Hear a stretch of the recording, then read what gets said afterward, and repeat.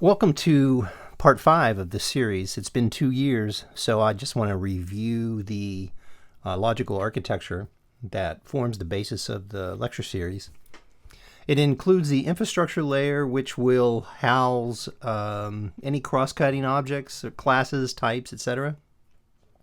The data access object layer, the business object layer, and the presentation layer. And I'm going to take a little time now to go deeper into this logical architecture.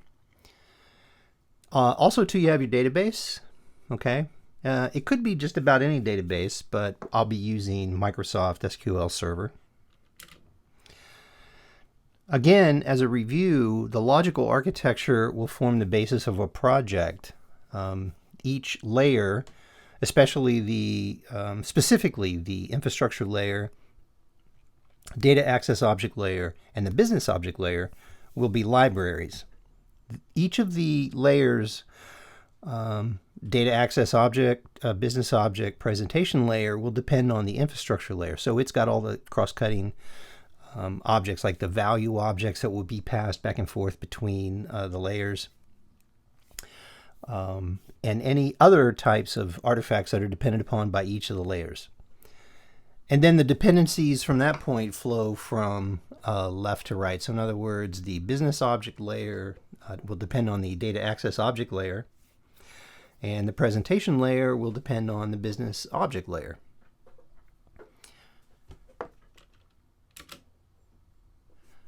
You can also, at this point, add primary component boundaries. There's 2 primary components. There's the database component of this application, and there's the application component. So these are just ways to wrap your head around the organization of the project itself. Another benefit of the logical architecture is it allows you to reason about the component structure without considering technical implementation details. Sure, this lecture will focus on Visual Studio and Microsoft C# and Microsoft SQL Server, but you can certainly structure an application according to this logical architecture, just like this, using any type of language and database. You don't necessarily have to use Microsoft products or C# or Microsoft SQL Server. So it allows you to reason about the structure of your application without considering the technical implementation details, like the language, or the database that you're using, or what type of server you're going to use, etc. Eventually, those things pop out, and you have to consider those when you get to a physical implementation. But for the logical implementation, that's the beauty of this. It also allows you to reason about artifact location, including classes, interfaces, and other types. Configuration settings, where you're going to keep those.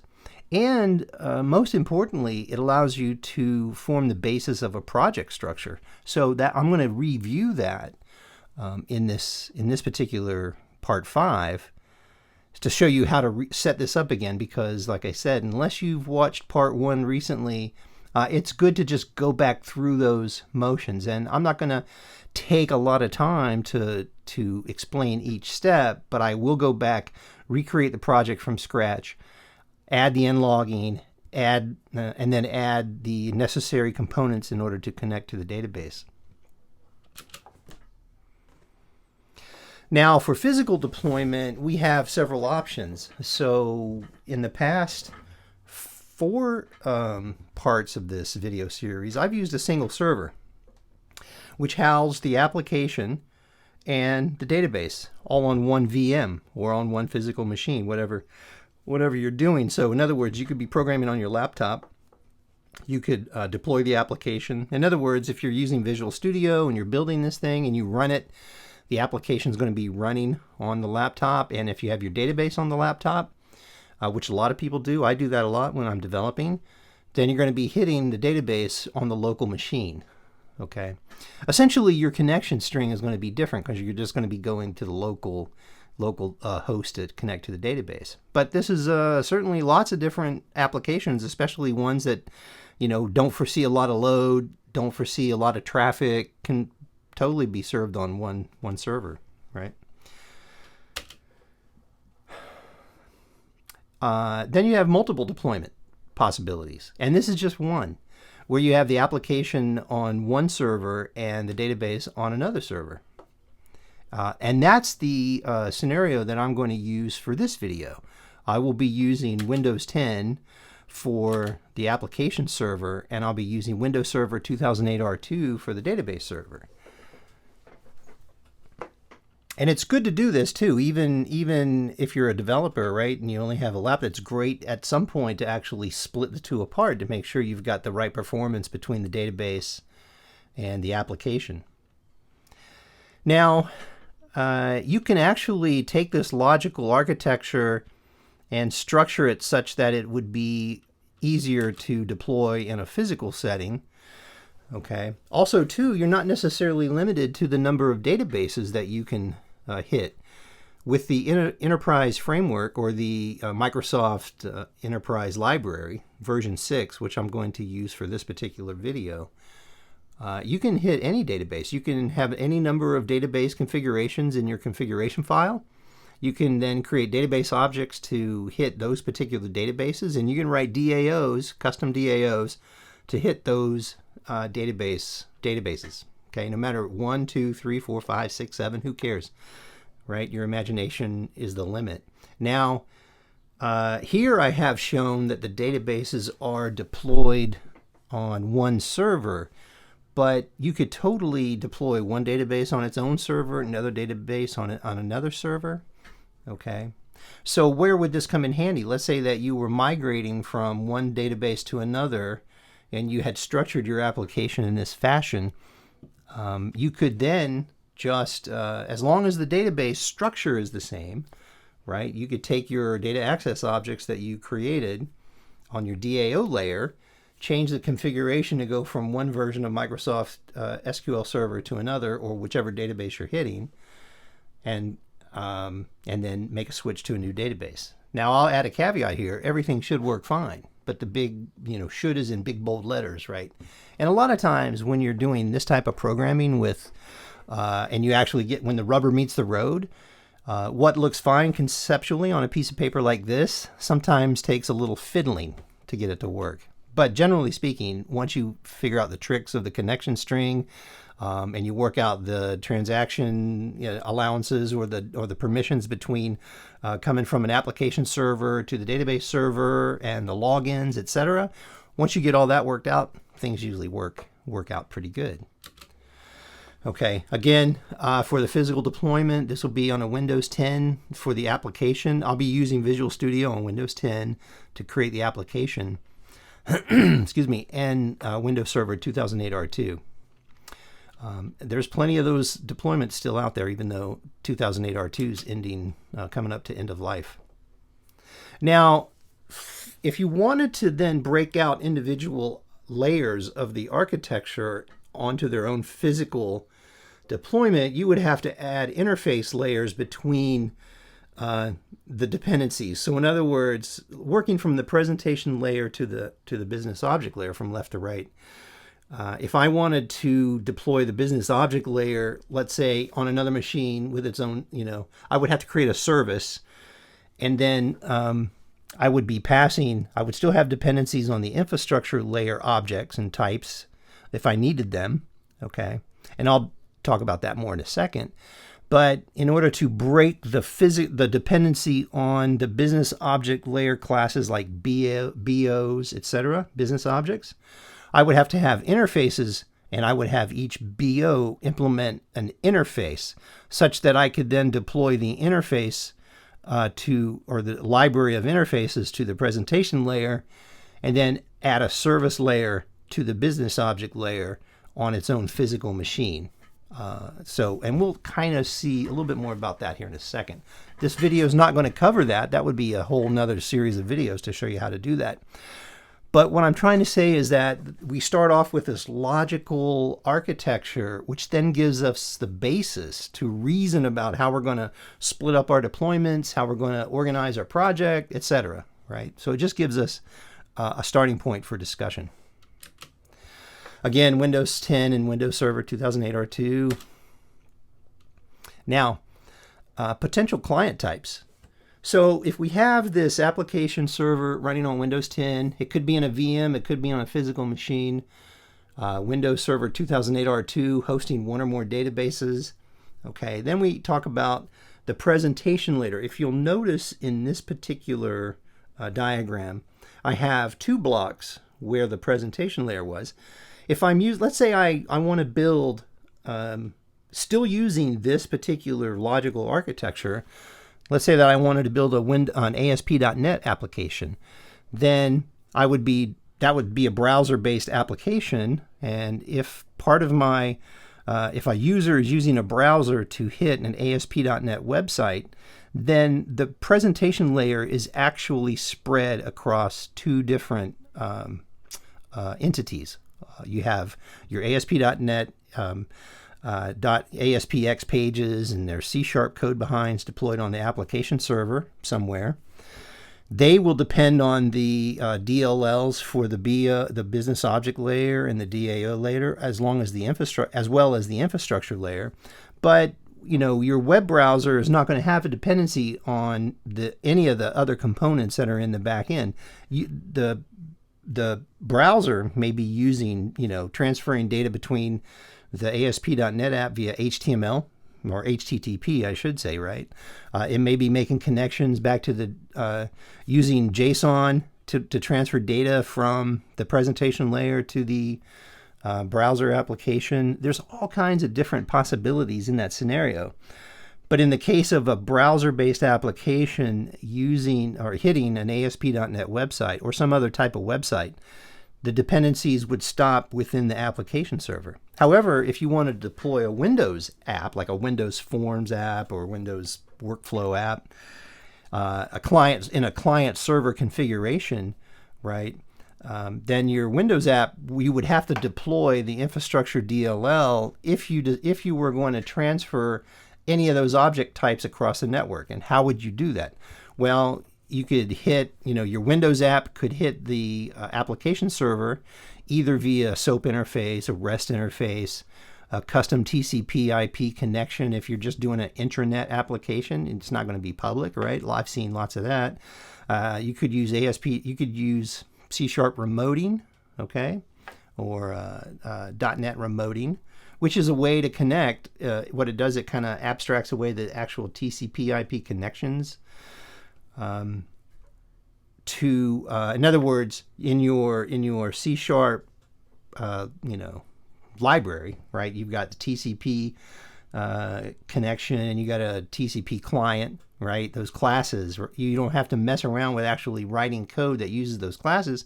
If you use the remoting technology, you can actually have an application that's listening on a particular port, and then you can send these objects or serialize these objects back and forth. But if you're going to work with let's say that you wanted to grab the employees from the database and you're sending employee VO objects to the Windows client, then the Windows client would have to have the employee VO type on its side in order to be able to you call those interface methods on that object, right?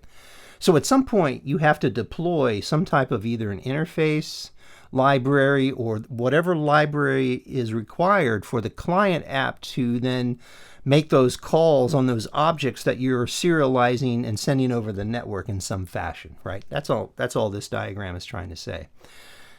Rational, or talking about and presenting and programming these types of demonstrations on YouTube videos is quite challenging, right? Because there are just so many different combination of things.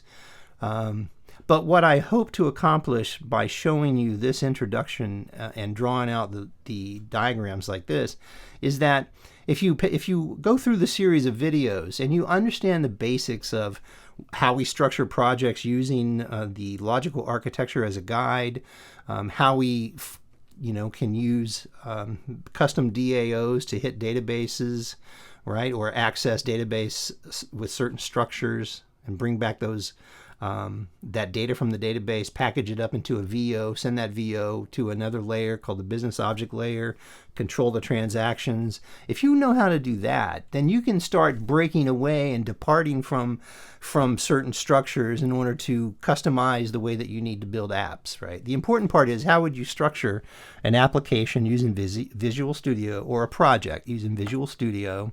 Where would you put the components? How would you structure that? That's easily a big 50 to 60% of the headaches that you're going to, is just starting out the project. How do you start a Visual Studio project such that you don't, design yourself into a corner architecturally? All right. So if you consider some of these scenarios up front, it makes it easier to then say, oh, well, I'm going to put my service in a whole separate project, and I'm going to maintain my infrastructure layer in its own library so I can deploy it out with a client if necessary, that kind of stuff.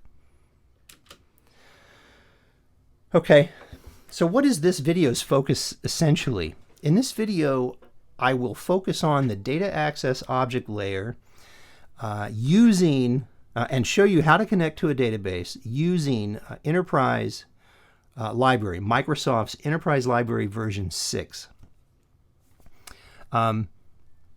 So on the database side, you're going to have to understand how to use drop and create scripts.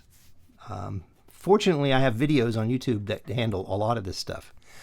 You should be aware of how to actually create the Visual Studio project, but I am going to review that piece. In the infrastructure layer, I'll create an application base and an employee value object. In the data access object layer, I'll create a base DAO and an employee DAO. The employee DAO will contain a prepared statement, one or more prepared statements, in order to execute and bring back, access the database and then bring back data from the database. I'm not going to code the entire DAO. I'll leave that for another video, but I'm going to show you how the DAO would be structured, and then I'll put code on GitHub and you can download the rest of the code. The business objects in the presentation layer will be quite lightweight. They will just kind of give you a demonstration on how to go through each layer. And the presentation layer will be nothing more than a console app that will then do a query with the help of a business object, which will consist of an employee business object, BO, that then uses the services of a DAO. Okay. The hardest part in this whole thing will be getting the connection application.config, getting it set up correctly. And when I say hard, what I mean is if you were trying to do this organically, you would find it difficult to come up with the right connection string to get from your application server to your database server, right? That wasn't easy to do. And in fact, had I not done this before, and I remember the pain of actually trying to formulate the proper connection string, I had something to fall back on as an example, right? Which I think is probably the primary benefit of you watching this video, is to see how I do that and then go up to GitHub, check out the code. All right, so what's the agenda? We're going to talk about Microsoft Enterprise Library version 6, how to install the NuGet packages, how to configure the database connection string. We're going to focus on the DAO object layer, and create a base DAO, create an employee DAO class, and show you how to use prepared statements. Then we'll talk about the business object layer. I'll show you how to create a BO class, or base business object, and an employee business object class. The presentation layer will be a console application, and I'll use an employee BO object to retrieve data. What you should know before you go down this video.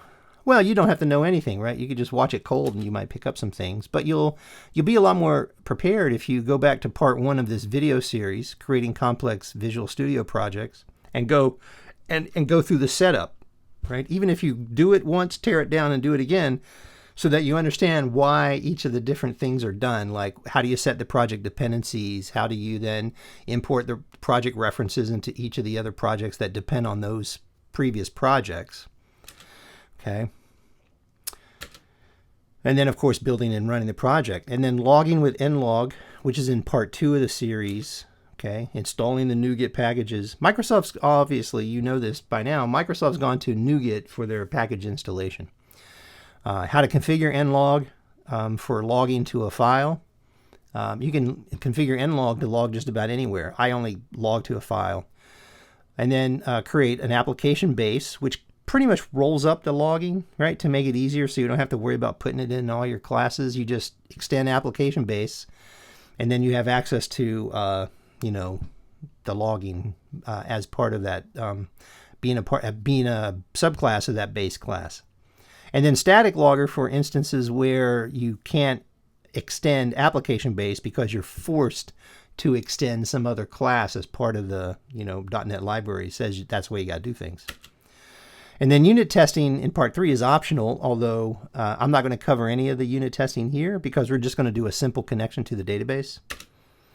Database scripting is a big deal, especially if you're a developer. You should know how to create a database and then export the scripts, create the scripts, export the scripts, configure the scripts, be able to execute the scripts, because doing so will literally change your life, right? And there's a whole video called Software Development Deep Skill, Automate SQL Server 2016 Database Drop and Create with Batch Files.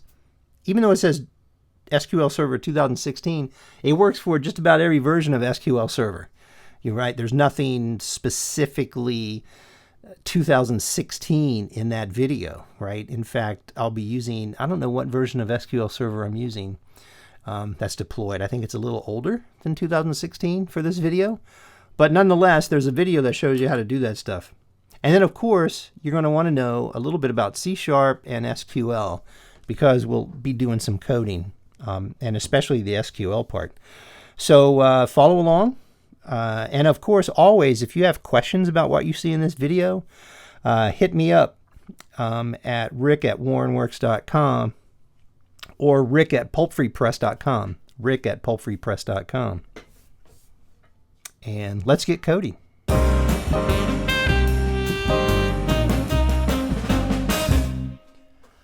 Hi, okay, so a little bit about my environment. I'm running Windows 10 in a VM on a pretty big honking Macintosh here. And I will just slide that back over. I have a GitHub project set up and configured in the employee training folder. Right, and I'll be using Visual Studio 2019 to create the solution. So I'm going to walk through creating a new project, and I'll just remove this one. All right, so I'm going to create a new project. Now, be sure you create the right one. I just want to do a console app for Windows. So from, you know, C# Windows console. I know this text is kind of small here, but I'm going to select console app in the .NET framework. If you select .NET Core, you may not get all the functionality that I'll be demonstrating. You might, but I don't know. You know, nowadays Microsoft.NET technologies are kind of confusing, right? You got .NET Core, you got .NET something else, you got .NET Framework. So if you wanted to make a console that would run in Mac, Linux, and Windows, then you can select .NET Core, but I'm just focused on Windows, so I'll just do .NET Framework. So then hit Next, and I'm going to create, the project is going to be a console app. So we're starting off with a project, but we're going to add more projects to the solution. So this will be called presentation layer. And I've selected, so I navigated to my projects folder. So I have, it's on the desktop projects. I click projects, select folder. Now the employee training folder is already there. I'm going to name the solution employee training. Okay. If the employee training, you know, now that I already have the folder, so you don't have to worry about that. So it's going to create everything into that employee training. If the employee training folder wasn't there, I think it would automatically create the folder, but I already have the folder there, so it's smart enough to know, oh, there's a folder there. I'm just going to put the solution in that folder. I've got .NET Framework 4.7.2 selected. You could do 4.8. But I don't see any, I'm not using anything specific, so create. And then once you create this, it'll open up Visual Studio. And I'll make sure I adjust the font size so that you can see what I'm doing a bit easier.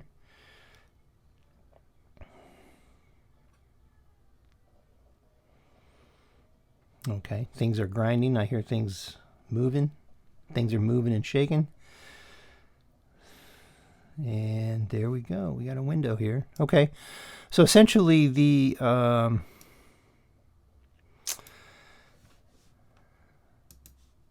right, so we have this, you know, when you create a project or a new solution with a project, it always comes up with a default program.cs, right? You got an app config file.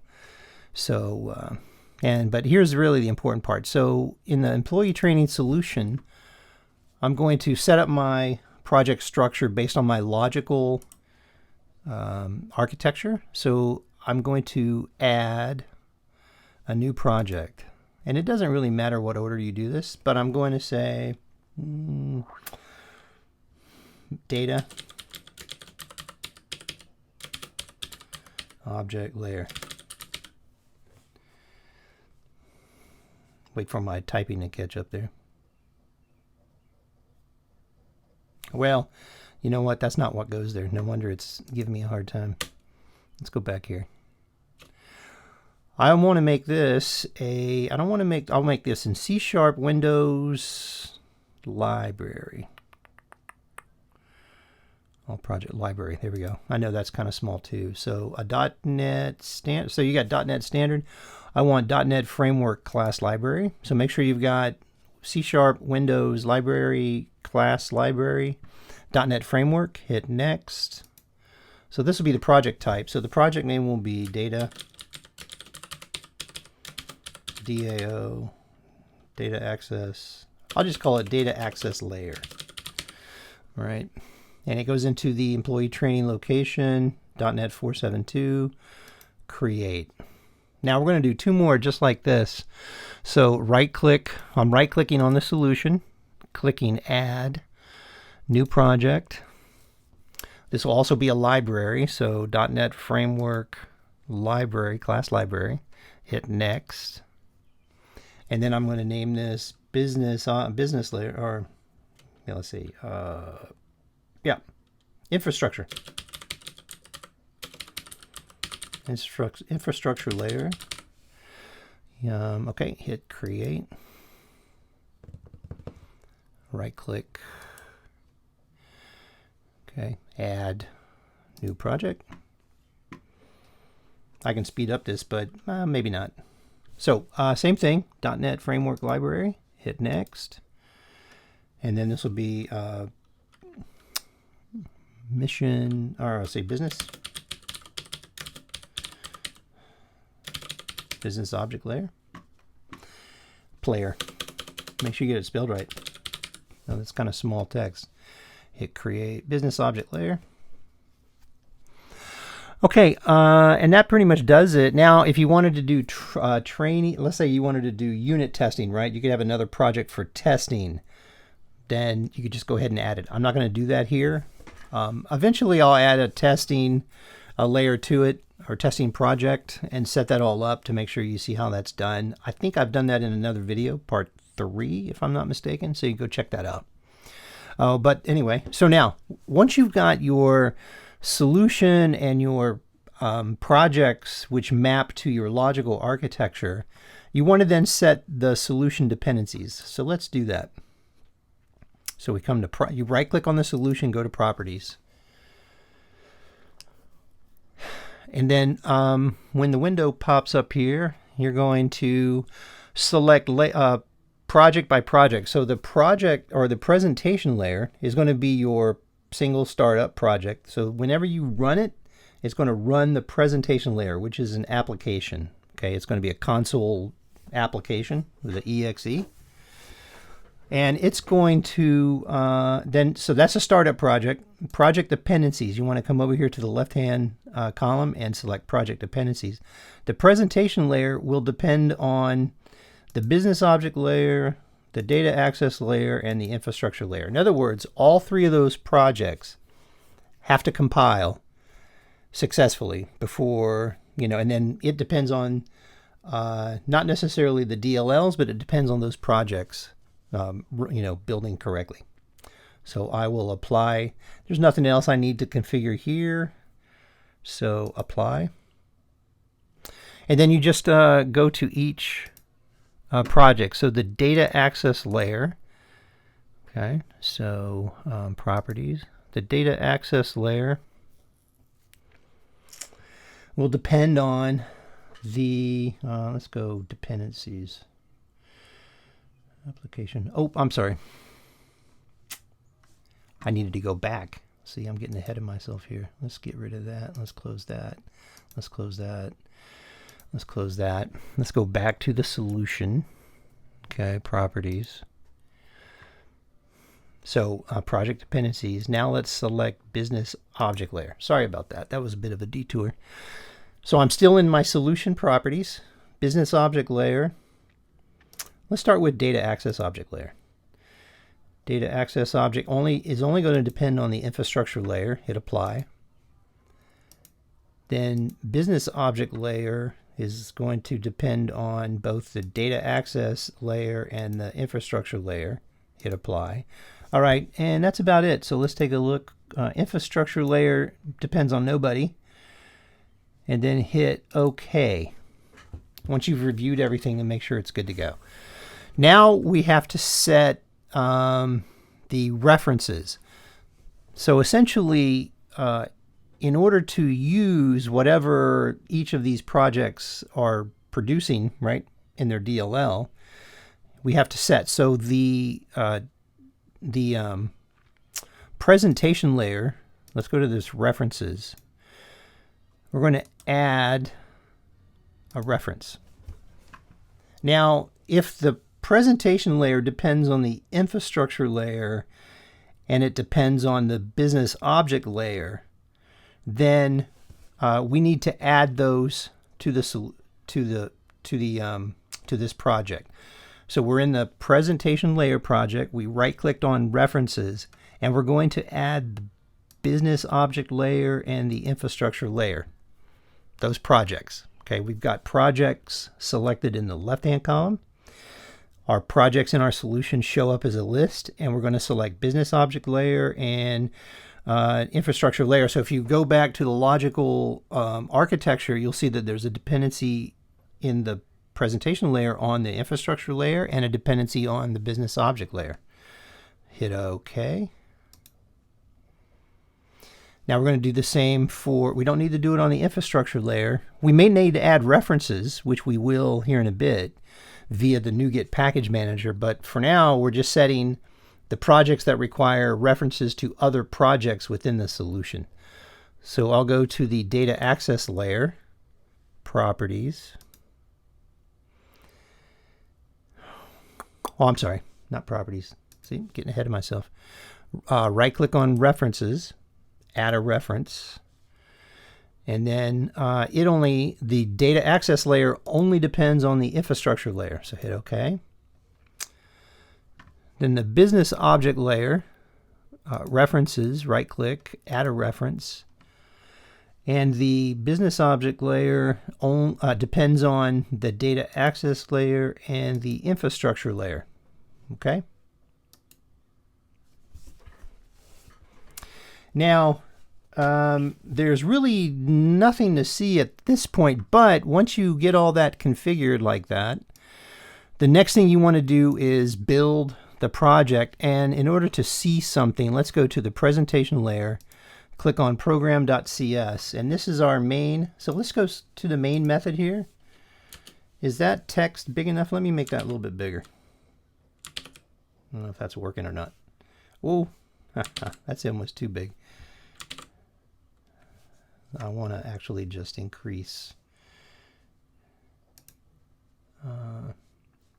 And I think that's big enough.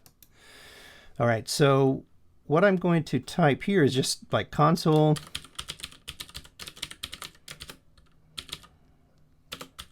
write line, hello world.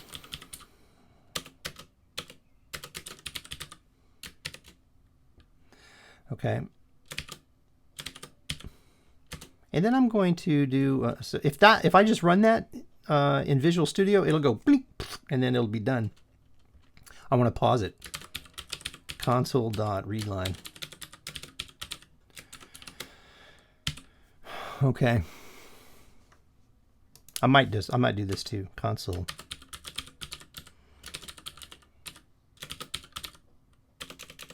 Console.write.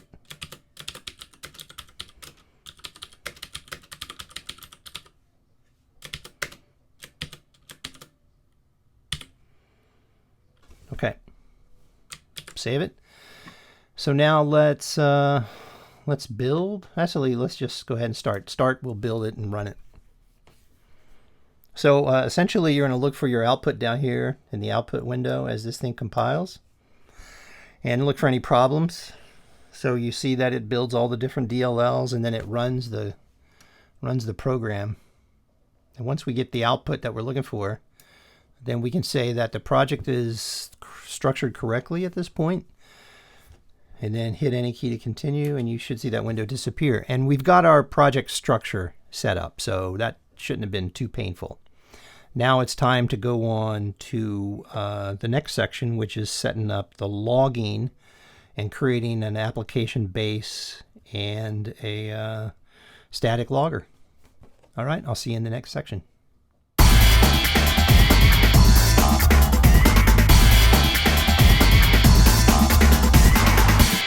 Before we do get started, I just want to draw your attention that in each of these projects, when you create them in the solution, they will come with a class called Class 1. You can safely delete those classes.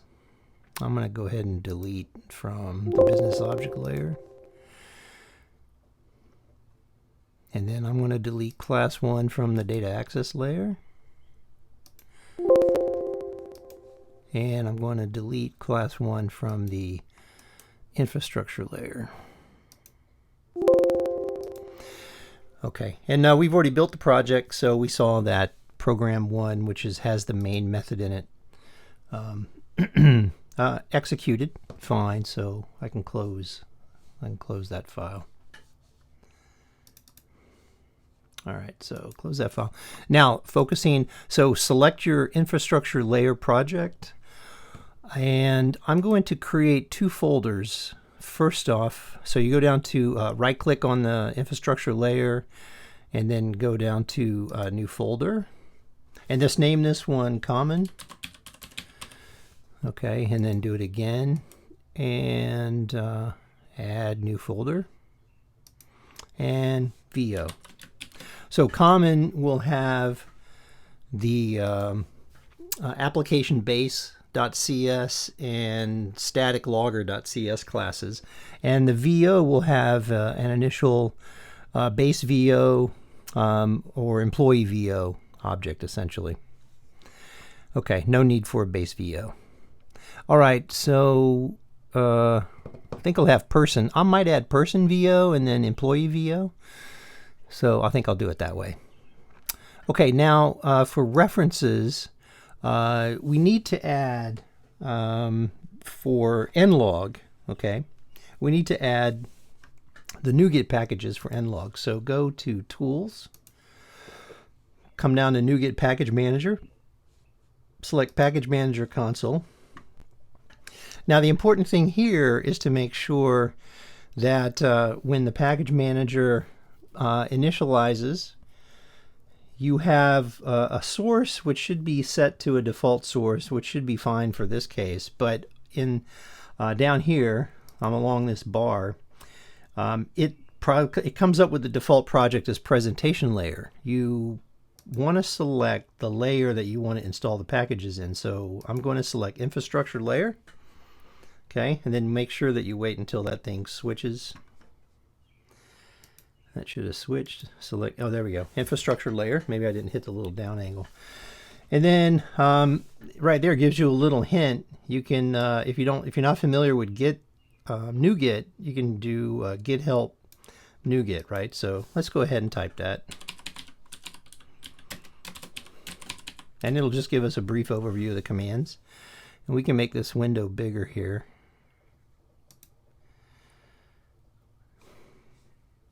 That takes a little while to execute. Let's go up this way.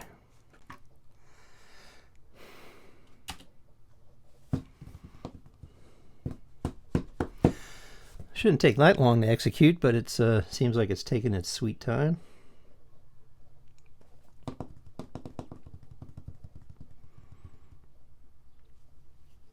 Okay, there we go. So let's go down here. So essentially, we're going to look for the NLog packages, so we can do a find package and just start typing the name. Okay, and then when it comes time to install the package, we type install package. So we're going to go find package, okay, first. Okay, so let's do that. Let's come down here to the bottom.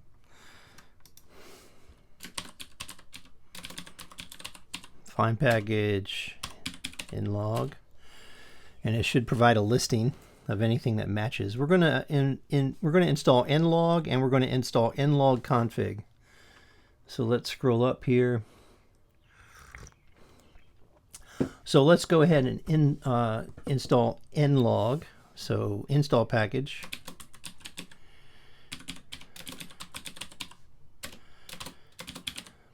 Just like that. I hope this font's big enough.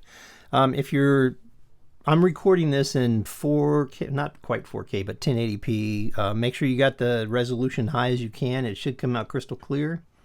I'm recording a full screen.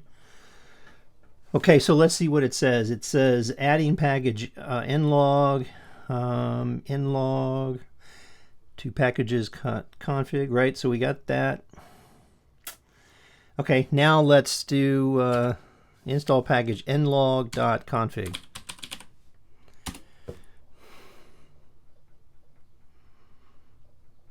Okay, so if we take a look at our references, once this finishes executing, in our references for our infrastructure, we should see NLog. And we will see an NLog XSD and an nlog.config file. So take a look at the nlog config file. Let's shrink this log config. All right. So in order to set up logging, we're going to have to make a few entries in here. And right here, it tells you where to put them, right? So it says optional, add some variables. So instead of typing everything, I'm going to go ahead and just add the variables that I added in part 2 of this series. So you can go back to part 2 and it'll go through step by step on how to do all this stuff. So I'm going to go ahead and add. Okay, so I'm going to create a variable called log directory. All right, and the value will be whatever the base directory is, which is set by NLog. And essentially, that base directory will be the directory in which the application executes. So if we're running the presentation layer console application, then in the debug folder, there should be a logs directory. Okay, and then the name of the logging file will be short date. It'll be the date, right, in a short date format. So debug bin, I think it's bin debug, right? So if we go to, and we haven't built we built the project once. Let's see what we got here. Presentation layer. We'll get to it. Like I say, we'll get to it here in a second. So let's go back to the config. All right. So let's save that. Now the next thing we need to add is a target. Okay. So in this section right here, right? Let's see. Make sure we get our variable in the right spot. So we got that.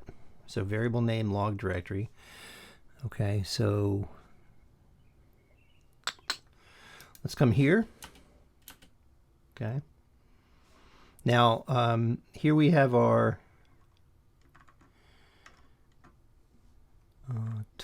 okay, so we got the beginning of our targets. That's where we want to put. So this is okay right here. We have our targets tag, okay, and we put these variables up here in our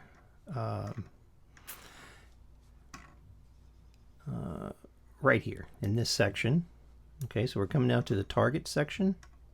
Stop scrolling so much. And I'm going to put a target right there. Okay. Once again, refer to part 2 in the series for a step-by-step of typing all this stuff in.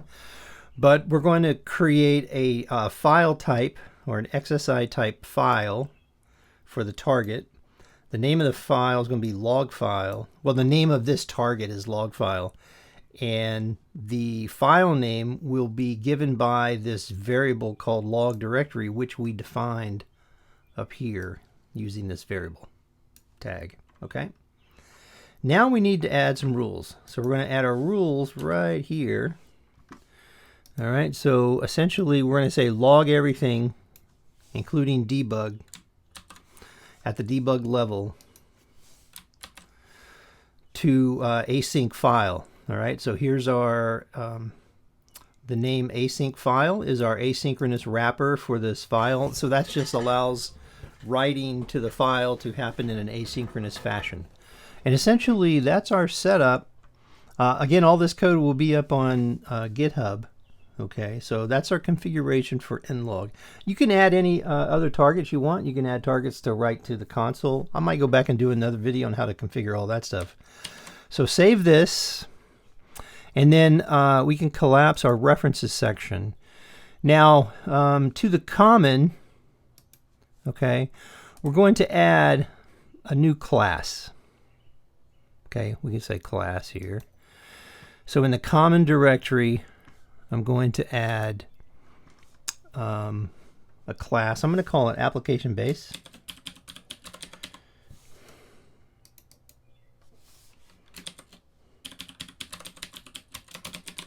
.cs. Okay, so here's our application base. Let's close our config. And I will make this a little bit bigger. Let me find that. Should be a 200. Well, anyway. Okay, so let me see if I can go 210. 210. All right, that's a little bit bigger. All right, so I hope everyone can see that okay on their computer screens. Now we have an application base. I'm going to make it public like this. I just come down a few. Okay, so in this application base, the first thing I want to add is a reference to using NLog. Okay, capital L. So using the NLog namespace. Now we have this NLog, obviously the reference to NLog has been added to our references in the infrastructure project. Okay. And then for application base, I'm going to, essentially what you want to do is you want to create a private logger as a property, right? So private, this will be a field.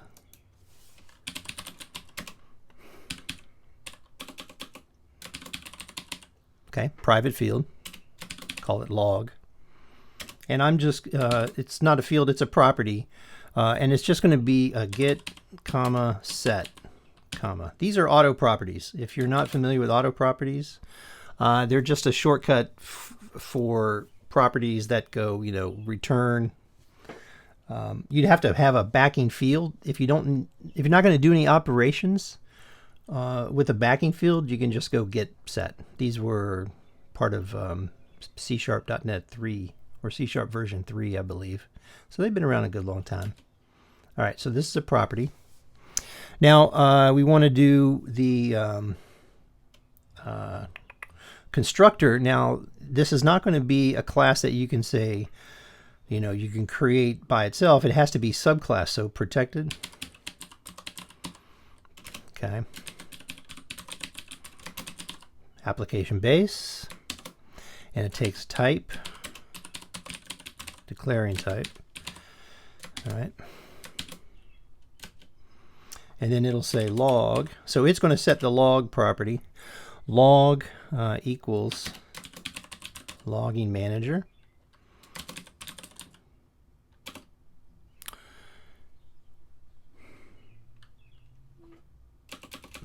Should be log manager. Okay, it's trying to complete it for me there. Log manager dot get logger. Okay, and we'll say declaring type full name.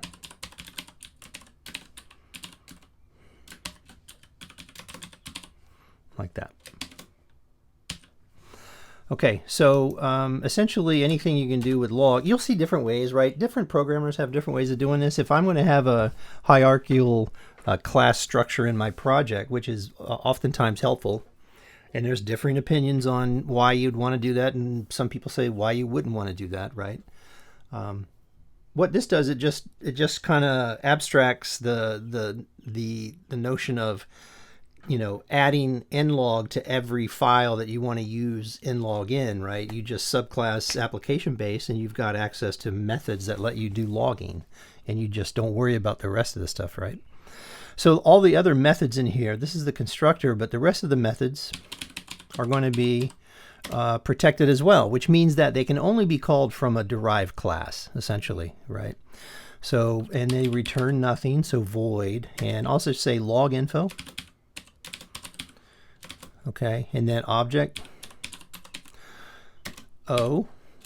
So essentially any object I can pass in here, and as long as it implements the toString method, all right, we'll be good to go. Log.info. Okay, so it's trying to self-complete there. O, right, dot toString, like that. Call toString on that object.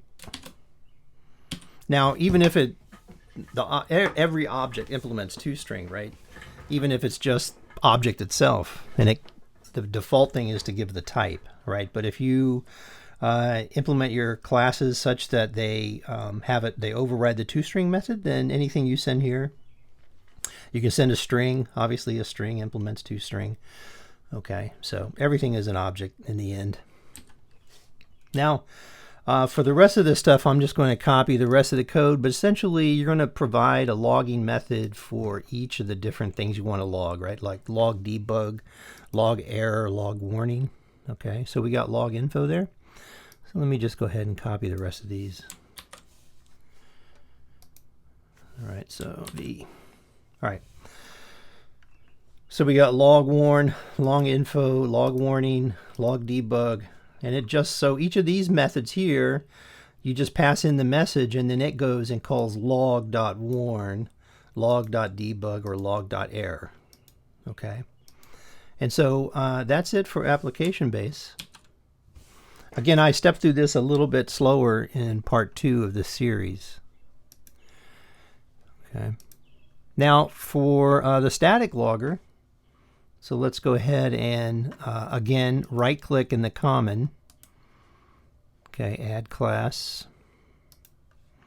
And I'll call this static logger. Now, the reason why you kind of want a static logger is in case you can't subclass the application base. And in some cases, the .NET framework will tell you, well, if you want to use this, this has to subclass something else, right? There's design decisions that you'll probably make where you are forced to choose between extending something, right? And so if you have to extend something and you can't extend application base or a derived class of application base, then you can use static logger. Okay, it's just a convenience class. So static. And this again is a review. So add static logger to the common. Now here I'm just going to copy the entire code. So we got public. Okay, so public. So this will be a static class.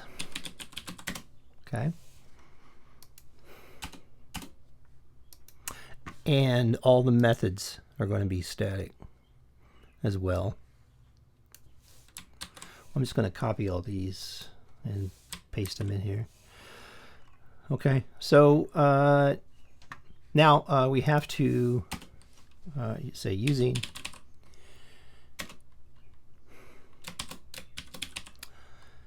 okay. So save that, and what you'll see here is we have the difference between our application base is our constructor. Whenever we create an instance of a, you have a derived class that will eventually, inherit from this, right? This may not be the immediate base class. In some cases it will be. But whenever you create a derived class, you will then pass in the declaring type to the constructor, okay, or the type. And then even if you're in a, 1 or 2 or 3 or 4 object inheritance chain, right, the derived most class has to then pass up in its constructor call its type. And that type gets passed up to application base ultimately. In the static logger, right, every time we make a call, we just have to, so you would call this by saying something like static, you've got your class static logger. Since it's a static class, you're going to, with a static method, you're going to say static logger dot log info and then this dot get type. And I'll show you how to do that. And then whatever the message is you want to log. All right. So all these are static methods and we're done essentially. Like I say, this code is going to be on GitHub. So, and if you want to go a little bit slower through this stuff, you can go to part 2 of this video series. Now, for the value object, since we're going to go to the database and grab an employee, we're going to come into our VO folder, click Add, and I'm going to add a class, and I'm going to call it Employee VO. Well, let's do person VO first, right? Person. Because person's going to implement most of the functionality of an employee. All right. Now public class person VO. Okay. Now let's let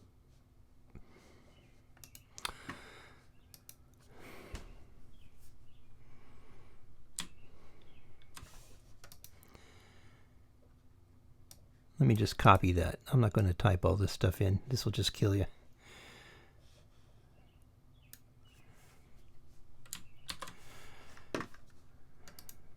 All right. So for person VO,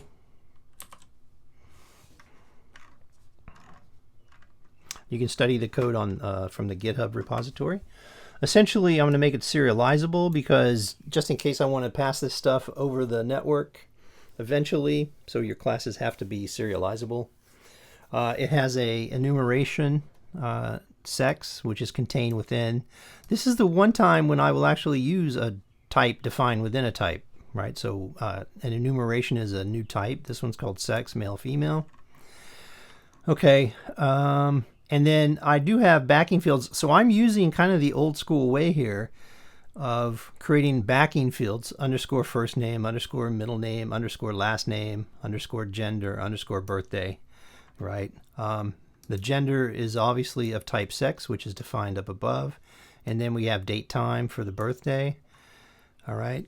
And then we have a constructor, which allows us to set all the attributes, okay? Now this constructor here is the default constructor, and the default constructor just sets like underscore first name to string.empty, gender to male. Sorry for you gals out there listening to this, that just defaulted to that. And then underscore birthday to datetime.now. And then for the properties, so this is an example of like the old school way of doing properties, right? In other words, if I wanted to have a first name and then return caps, right? I could go, since this is a string, I'd say, to upper, right? In other words, if I wanted to do an operation on a first name. So I like sometimes doing properties like this because it gives me the freedom to actually make those types of design choices later, right? Okay, so, and then age, I calculate the age, try to adjust for leap year. That's probably a shaky little calculation, but that's the way I did it. It's got to be a better way. Anyway, and then full name. So here we go, full name. And then full name and age is another convenience method. And then I override toString in the VO. Okay. Okay, so now that's person, right? So now let's save that. And let's create another value object called employee. Okay, so add a new class. Class employee VO. .cs. Add that. And I will go ahead and just copy the code I have for that as well. All right.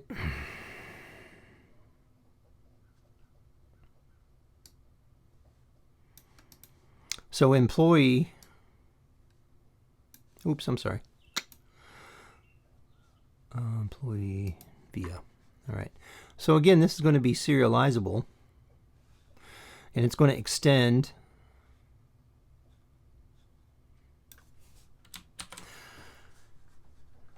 we'll see here in a second. Oops. Okay. So we're going to extend person VO. The class is serializable. Public class employee value object extends person VO. And then I have fields that are essentially specific to an employee type, right? So the person gives me all the first name, last name, middle name, sex, that birthday, that kind of stuff, right? And then the employee is going to give me an employee ID, picture bytes, right?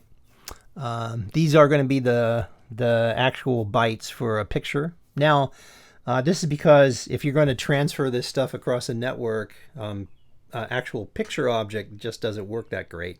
So picture bytes is a whole lot easier, or in a byte array that represents the photograph, right, or the image that you want to maintain. Date time for hire date, Boolean for is active for an employee, and username. Okay. Then we have a default constructor which just doesn't do anything essentially, and then we have a employee ID. Then we have another constructor which sets employee ID. And then essentially what it does is it also takes a string for first name, middle name, last name, sex, birthday, and then passes that with a constructor chain up to the base. So here's a call to base first name, middle name. This is where we're creating the person object right here. Let me slide this over.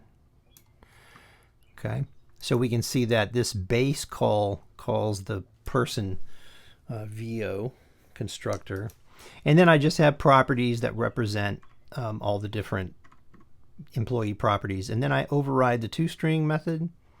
Again, it's always a good idea to override toString in your classes. So I'm going to save this, and this represents, at least for this iteration, the first pass through the infrastructure layer.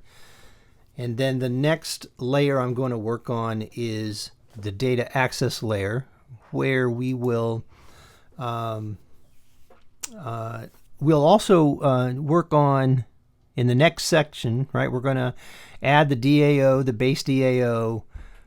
We're going to talk about Microsoft Enterprise Library version 6, add those NuGet packages to the data access layer project, and then we're going to configure the app config with the connection string required to connect to the database.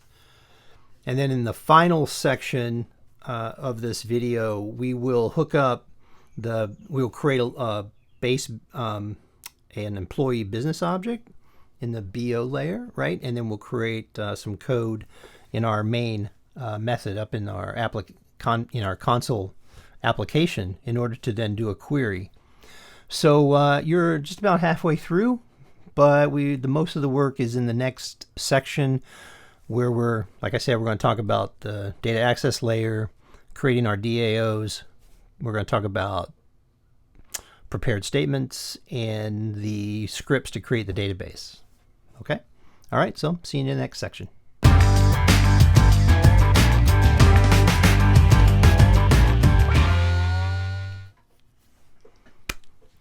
Let's start with the database. Here I'm running Windows Server 2008 R2 in its own VM, as you can see. I have Microsoft SQL Server Management Studio here. So let me expand the databases. And we can see that we do not have a database for employee training. I have other databases on this machine, as you can see from this database folder here. I keep everything in the same database folder.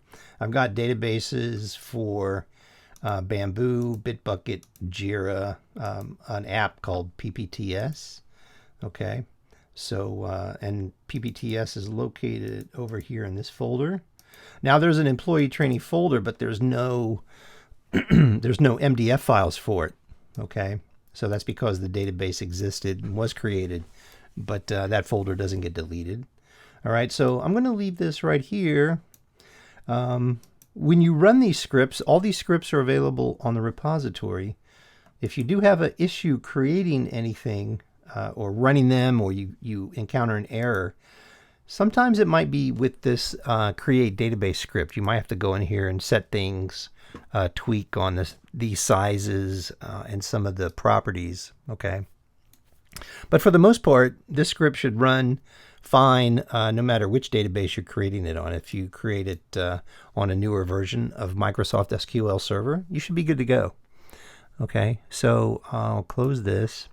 Now go back to these the top level of the scripts. I also have a logs directory, so the output of running the scripts gets output to this logs directory, and I'll delete all these logs so you can actually see this stuff happen. Okay, see the logs get written. All right, so let me get out of that directory. Or I'll go back to that logs directory. Okay, so I'm in the logs directory here. All right, I have no database. There's no database for employee training. Let me refresh. Okay. All right, so if we go back to, let's just do a dir here. So I have a script called create latest database batch file, BAT. There's also, okay, let's do this. Let me walk through these scripts real fast. So over time, for this particular version, this database, this version of the employee training database has a lot going on. There's cross-reference tables, which we'll see in a second. And I developed this database for other demonstration purposes in 3 different releases, just to kind of show how you could, start off, create the database, and call that release 1, then add new features to the database later on, and then call that release 2, and then create some more features and call that release 3. And each one of these folders, like release 1, create the release 1 scripts, release 2, create release 2 scripts. And you can see kind of how I named them. I name them 1, 2, like this one's 1, create stored procedures, create tables, insert test data. This is kind of how I want to execute them, in which order. And that comes into play not only, so here we go, here's the release 3. So 1, 2, 3, 4, 5, right? And then where this comes into play is, let's say, I don't use that numbering scheme necessarily with the release 1. This is the release 1 database, create database batch file, okay? But for the create release 2 batch file, it tells me that I want to run, create stored procedures SQL first, then create the tables SQL, then 3, insert the test data. Okay, and that's just a numbering scheme that me and some of my colleagues had come up with in order to better manage database scripts. Okay. Now, the main script, which always kind of changes, like for example, this database goes up to release 3, then there's a script called create latest. So in the create latest, it just calls the release 3 script, and then the release 3 calls release 2 calls release 1, and then release 1 executes, release 2 executes, release 3 executes, and then everything returns. So it's kind of like a chain.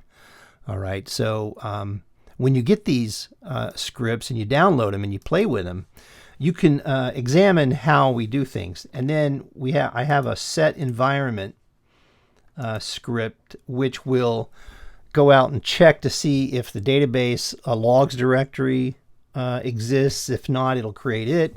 And then if the database directory doesn't exist, it'll create it. If the database or the C:\\database MSSQL employee training does not exist, it will create it. And if those exist, then you're good to go, right?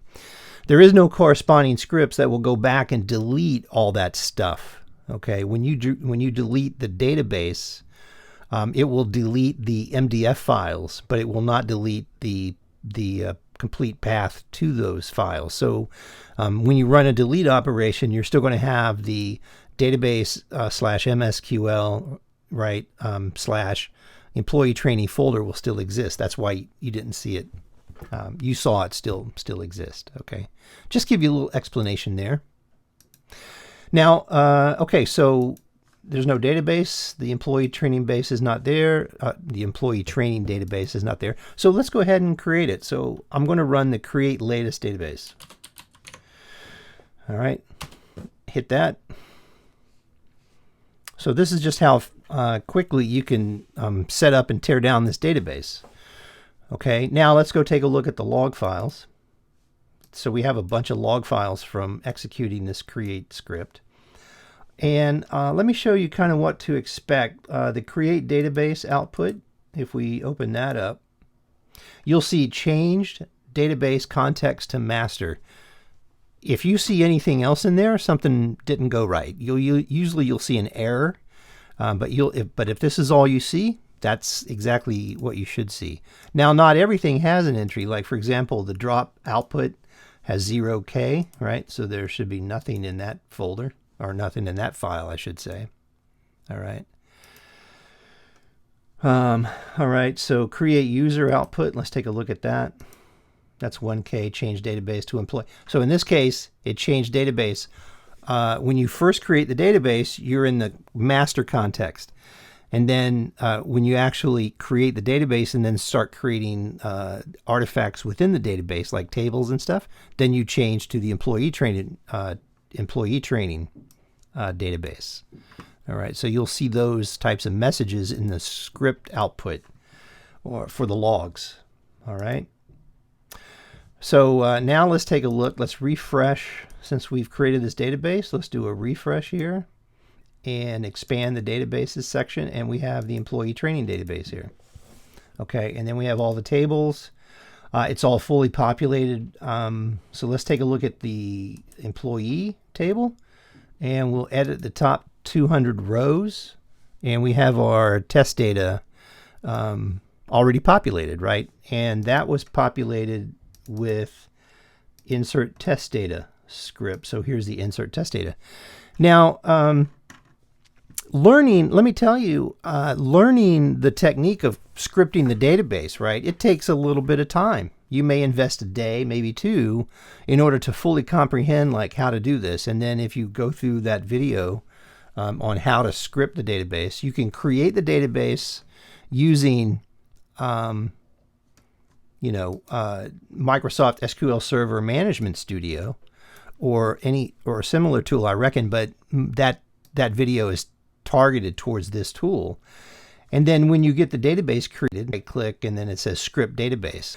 You do have to learn how to do a little bit of batch programming, right, in order to call, or you just copy the scripts as is and study them, right? But once you get the hang of it, then it really changes your life, because let's watch this. So now this database exists, right? And there's my employee training folder. There's my main database. There's my log file for the database. And it's in the C:\database MSQL employee training folder. Now let's delete the database, or drop. We're going to drop the database and the login. Okay, so I'll run this. Okay, should drop it. Nothing like a live demo here. Let me get rid of this. Maybe I need to close this. There we go. All right, so I'm going to do that one more time. Down here. Okay, so you see in this folder, those database files have disappeared. Okay, so they're not on here. Let's go back here. They're gone, right? Now let's go, and now let's refresh. You see the employee training still shows up, right? So I have to refresh the MSQL Management Studio tool, and then that database will disappear from the list, which it's gone. Now let's go ahead and create the latest database one more time in the scripts, and it will create everything again. You see these two files show up. They're populated with test data, and boom, you're smoking cigarettes. Let's refresh the SQL Management Studio. Expand the databases section, and there's your employee training database. At this point, once you get your database scripted, once you have the ability to, create it, drop it, create it, drop it, and then, manage its evolution over the course of your development project. Once you get that, right, it pays dividends to do that. Once you get that, now we're ready to make a test connection from our client machine. All right. So stick around as we move into writing a short little program to enable us to deploy the app config and go straight from our console app to the database to do a test. And then we'll get into coding up the DAOs and the BO, business objects. Okay? Hope you found this helpful. Stick around for the next section.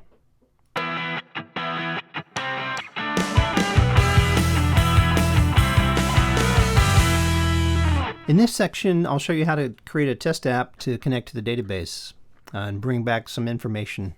Now, you want to work through this section because doing so confirms your application configuration settings, your enterprise libraries, make sure they're installed, or at least you know how to install them, right?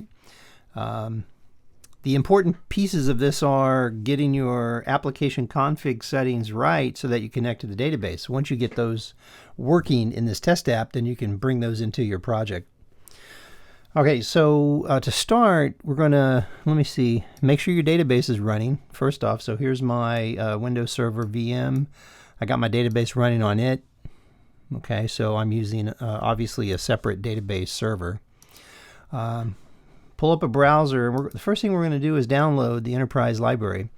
In order to actually extract the DLLs from the enterprise library DLLs, I'll have to show you the trick, right? Because when you go looking for these things, Microsoft Enterprise Library version 6, okay, when you go download them, you're not actually downloading the libraries. You're downloading essentially a script that will then download those libraries. But that script isn't working, so let me show you. So let's download. So what you want to select here, you'll get this list of these things, right? So you want the Enterprise Library 6-binaries.exe. Okay, but note, there are no actual binaries there, right? This is just an executable that will allow you to then access a PowerShell script. So I'll show you that in a second. The rest of the stuff you don't really need. Hit next. So then this will download. Once this downloads, I'm down here now. Go ahead and click on it to run it. Hit yes. So navigate to the installation folder. So I have a folder called DevTools, and in that folder I'm going to create another folder called Enterprise Library. And once I do that, select it, hit OK, and then it should extract those files to that. Now I can close this. So, like I say, when you download this thing, you think, oh, great, man, I got everything I need. But it turns out, no, you don't. So this is the catch, right? Microsoft's notorious for doing things and then making you waste like hours trying to figure out why things aren't working. So in here, I know the text is kind of small, and I apologize. There's a PowerShell script called install packages PS1. So let me power up PowerShell and show you the error that you will receive. So cd c:\projects. Oh, sorry, DevTools. Enterprise library. All right, so dir. Now, the name of the file you're going to run is install packages. So right here is the name of the file. You're going to say install packages.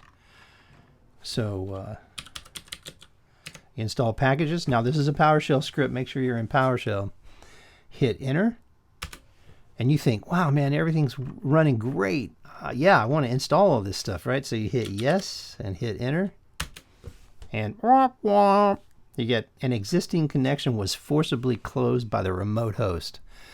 Now, in order to save you the hassles of trying to figure out what this is actually trying to say, because this is a very cryptic message, I'll put you out of your misery. What you need to do is you need to install NuGet Package Manager, the latest version. So I've installed NuGet.exe, and let me show you where to get that from. So we crank up another browser, and we're going to go to NuGet.org, downloads, and just download the latest recommended edition. At the time I recorded this, it's version 5.5.1. Okay, I didn't download the preview, just this one. So when you download that, and here's the result of that download, and it just downloads the executable. You just create a folder, what I called it NuGet Package Manager. I put that executable there, and then right-click, copy that version of NuGet, go back up to your enterprise library. There's a hidden folder. I know it's hard to see. I apologize. The text is small here. .NuGet. There's an old version. Now that one's dated 4/24/2013. Right-click and paste and replace that NuGet.exe with the latest version. Now, when we go and run this, CLS, I'm going to run the install packages PowerShell script one more time. Hit, oh yeah, let's install them. And now it actually installs everything. Okay. Now, if this is the exact first time that you're doing this, you may get another message that says you need to elevate permissions in order to install. Those issues the instructions are pretty clear on how to resolve it, right? But this one was very cryptic. So the only way you can resolve this particular, the remote host, the connection was forcibly, closed by the remote host, is to upgrade to the latest NuGet package, rerun the scripts. And the reason why you have to copy that into that folder is because the install packages script actually is hard-coded to that directory to find that version of the NuGet.exe. Right, so anyway, so now that you've got these, what do you actually have? So let's go ahead and close this, and we'll go back to Enterprise Library folder. Now we see that if we expand this folder view, we have the DLLs that we're looking for. We're only looking for two. We're looking for common.dll and data.dll. So what you want to do is you want to copy those DLLs into your application folder. So for this test app, I have a folder called DB Connection Test App. Now all this code is up on the repository, but I've copied the common.dll, the Microsoft Practices Enterprise Library common.dll, and Microsoft.practices.enterpriselibrary.data.dll. Okay, and once you've got those copied in there, then you'll need to create your class. So let's go ahead and take a look at that with Notepad++. Now I'm going to increase the size of this font here, so control scroll a little bit so we have a better view. Sometimes when you're making a video, you just don't remember to make the font bigger, so I apologize. So anyway, it's to class. So we have using system, using system.data, using system data.common, and using Microsoft Practices Enterprise Library.data. Now, the name of the class is Simple Connection. It just has a main method. You could create this application, or I have another video with setting up test project in a Visual Studio project solution, and you can actually do this via a unit test. Okay, but sometimes you just want to crank out a quick app to make to test your database. So I'm going to be using the Microsoft Enterprise Library to create a database factory. When I create this, and the name of the type is Database Factory Provider, or Database Provider Factory. Okay, once I have the factory object, I have to create a database. The type is database. There's my reference, and then I say factory.create, and I call, and I pass in the name of the database I want to connect to. So the name of our database will be Employee Training Database. Now, where is this connection information located, right? So it's in a configuration file. Now, for if you're going to create an application, the name of the configuration file should be the name of the app executable. So in other words, if the name of the program is simpleconnection.cs, then the name, or that's the name of the source file, the name of the class will be Simple Connection, and thus the name of the application.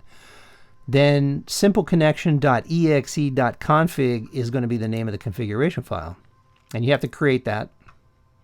And here's what it looks like. So let me expand this just a bit.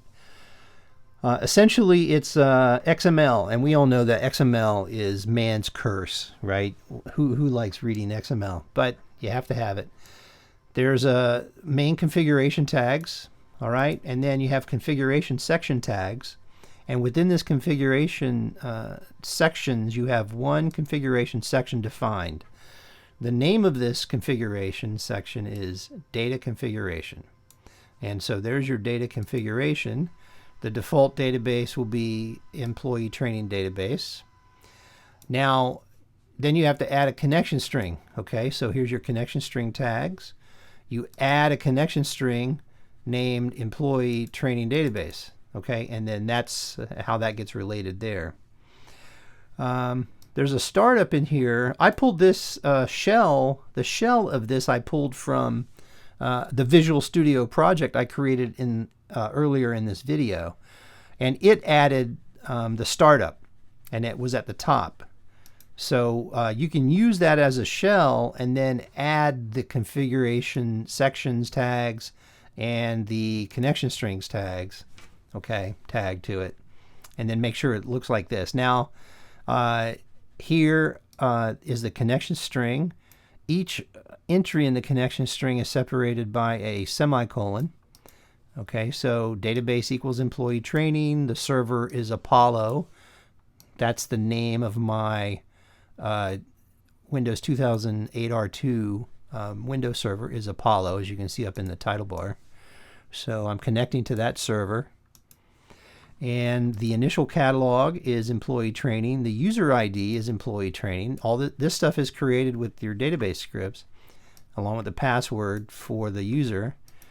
Now, you know, this is not secure, right? But this is a test, and you know, you'd have to be on a. There are I think how would I say it? There is ways to make sure that your connection to the database is secure, but it's beyond the scope of this particular video. So anyway, I've got my password in there, right, which is just password, and then multiple active result sets equals true. And then finally, so that's your connection string, and then the provider name is system.data.sql client. That's your configuration file. If this configuration file works, you can take this and put it into your configuration file for your Visual Studio project that we're getting ready to start working on after this section. All right. And use this in order to create your base DAO and your employee DAO class. But this is a test of the connection. So here's your class. Now, once we create the database, we use, I'm printing out a message to the console. We use the database to then create a command. So here's our command reference. The type is db command. We use the database.getSQL string command, and we pass that into that. We pass an SQL string. So the name, this particular SQL string is select table underscore name from information underscore schema dot tables. Okay. And since we're hitting the employee training database, this will return a list of table names from the employee training database. Then we create an iData reader. So here's the type iData reader. Database.execute. Here's where we execute the command. It returns a database reader object. And then you go while reader.read. So in other words, while that thing reads, right line reader.getString 0, right? And that's the first string. It's only going to be one string. It'll be a table name. So for all the different table names in that come back, you just step through those table names and print them out one by one by one. And then finally, we wrap everything up. We clean up our resources. We say if reader not equal null, reader.close. Okay. Now this is just a little simple test application. So once you've made sure everything works, looks fine, then we have to compile. Now you could just enter this stuff into the command line, and I'll go over it. But you want to create a batch file. So I have a file called compile.bat. Essentially, compiling this application from the command line consists of using the CSC command, and then /r for reference, okay, and then a colon, and then you have to specifically name the enterprise library DLLs that you need to reference. This just assumes that they're in the same working directory as the application you're compiling. So I'm referring to two. So /r colon Microsoft Practices Enterprise Library Data.dll, and then Microsoft Practices Enterprise Library Common.dll, and then space, and then star.cs. So in other words, compile everything in this directory that has a .cs extension using, and then while you refer to these libraries. Okay, that's our compile string. Now to compile this, right, I just pull up a developer command prompt. The reason why I pull up a developer command prompt is because it has CSC already configured for me, right? Which is the C# compiler command line compiler.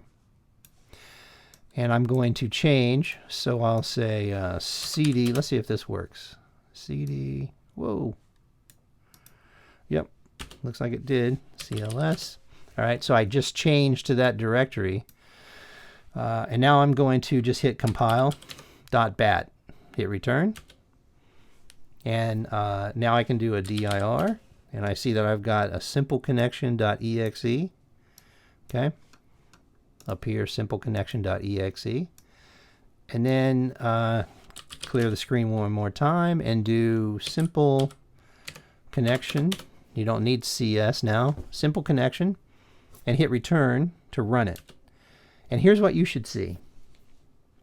You should see simple connection, which is the string that was printed out with the right line, and then database created, another message, and then you see a list of all the tables in the employee training database.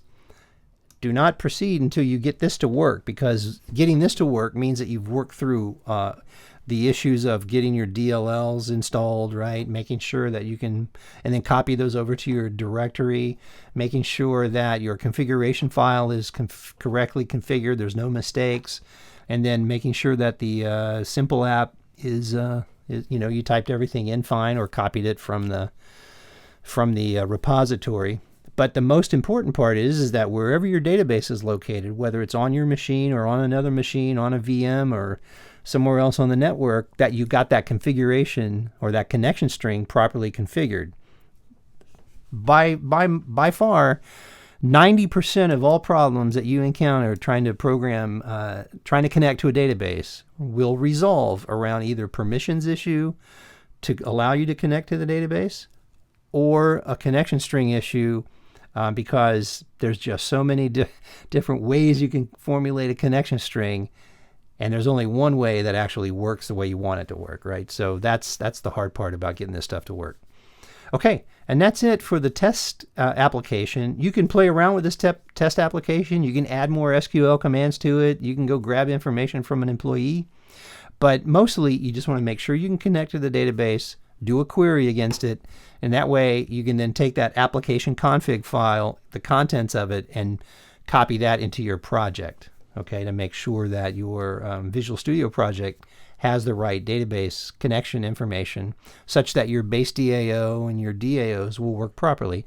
And that's what we're going to code next. We're going to go to the data access object layer in our Visual Studio project, and we're going to code some of those things and do some queries.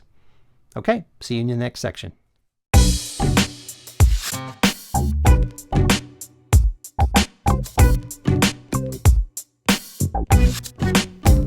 Okay, let's knock this out now.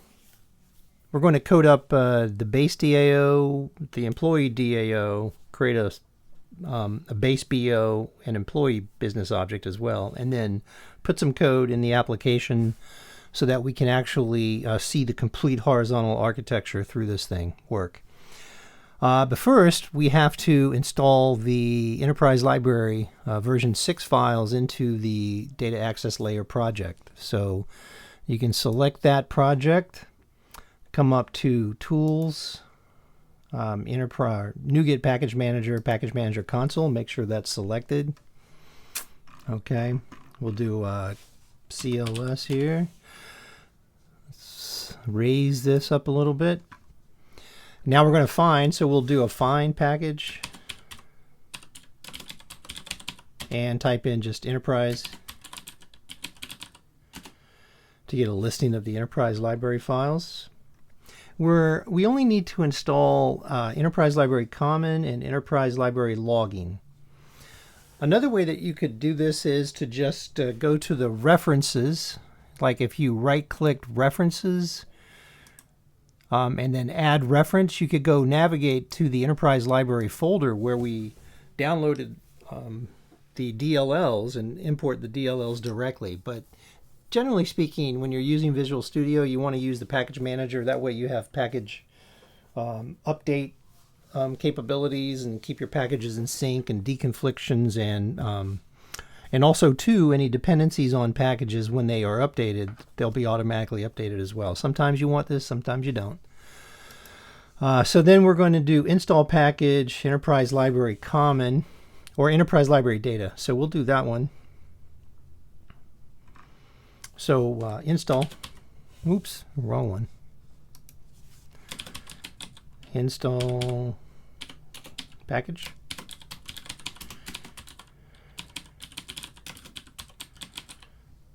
Dot data. I think so. Let's make sure dot data.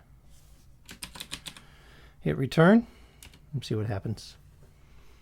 And then like it shows you, it gathers up the dependencies, installs the common, and everything else that it needs in order to use that package in the project. All right, so we'll close that. Now let's check our references folder. Okay, it's also put a packages.config into our project. And if we check here, references, we notice that we don't have, well, we have that. Let me see here. Let's go up to business object layer. Okay.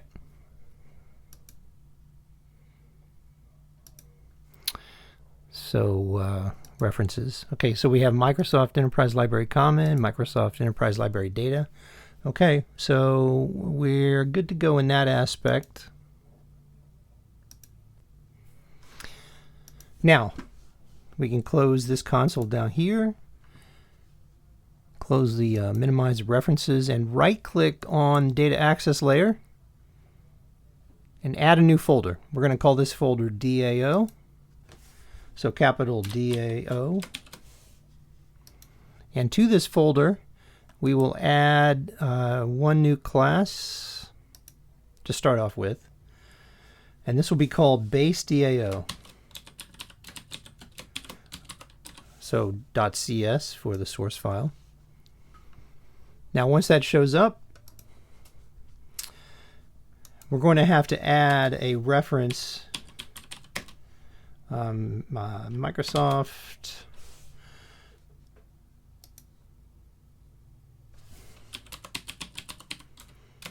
practices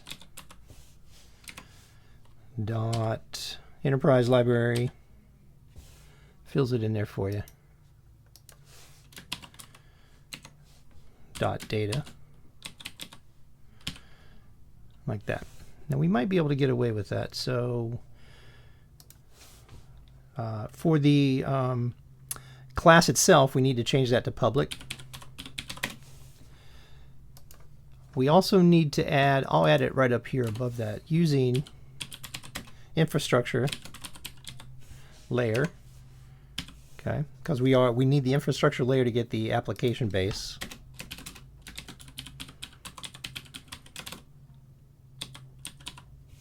Oh, so where it says infrastructure layer dot common. Okay, that gives us the application base. And for base DAO, okay, so because we've implemented application base, we have to give it a proper constructor. So instead of typing all this stuff in from scratch, which would take forever, I'm going to go ahead and copy and paste code that already exists and go through it line by line here. Like I say, all this is on the repository. I recommend you go download it. Okay.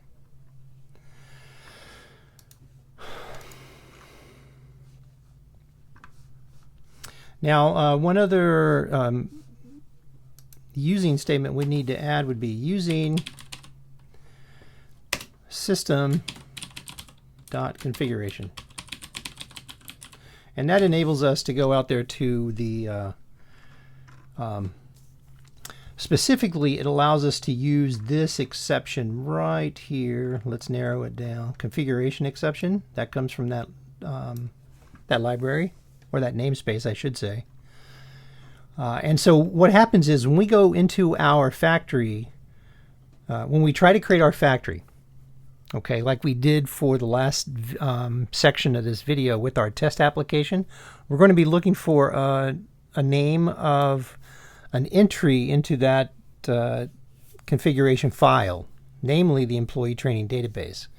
And that's how it's going to create the database factory. Or it's going to create the database object, right, using the factory. So we create the database provider factory, and then we go looking for this particular entry in our config file. And if it can't find it, it will throw an exception, and that's where this configuration exception comes in, because we're going to be looking in a configuration file, okay, config file. All right, so let's step through this. Let me make this window a little bit smaller. Okay, shrink this down so we can see more code. Okay, and iData reader. So now we need system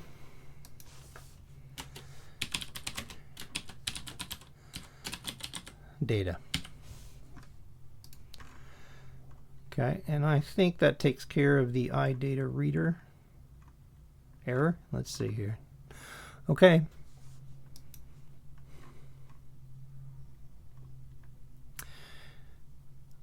All right, so let's see now, okay, what we have here. Okay, so we have our base DAO class. It extends application base.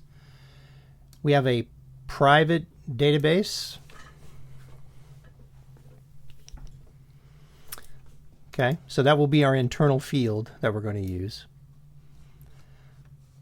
Then we have our constructor. So base DAO, and then it calls the base which is the application-based constructor using and passes in its declaring type. Okay, now that's for the logging. If you remember the logging section, that's for the logging purposes. And then here I just create a message to the logs that says base DAO created. This helps in troubleshooting. Eventually you may find something else that you need to put here in the constructor, but that's what's in there right now. Now here's a property. So this is a protected property, which means that only the inherited classes that inherit from this class, namely in this section, we're going to have the employee DAO.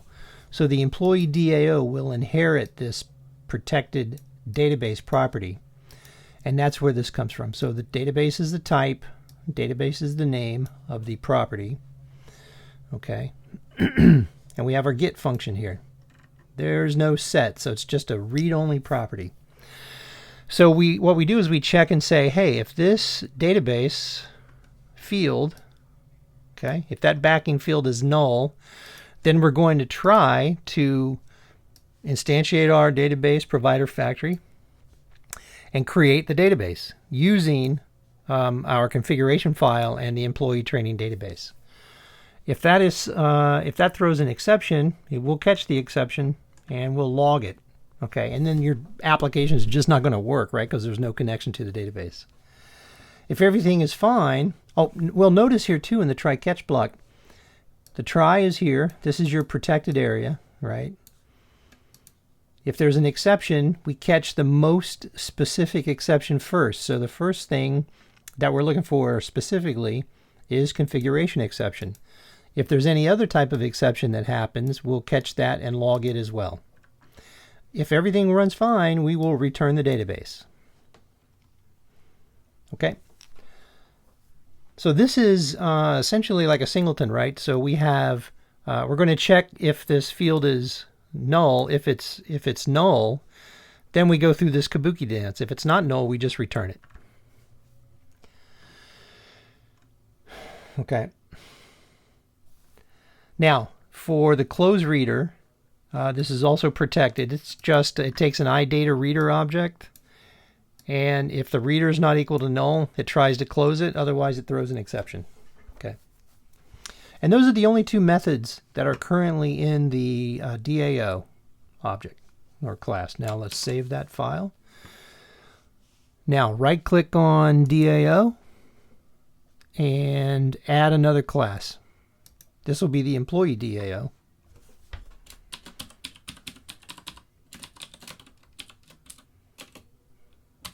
Employee DAO.cs.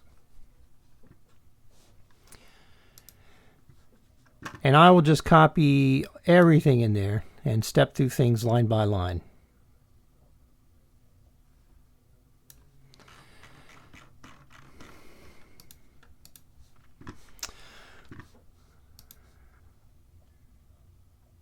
So the only thing, well, actually, I think I'll do it this way. So we need to have system.data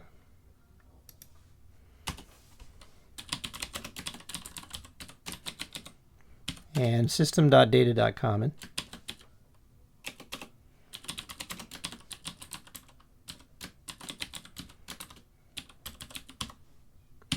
We also need to import, or say using infrastructure layer.vo, because we need the VO, or the employee value object. So when we go to our class, the class will be public. It will extend the base DAO. Okay.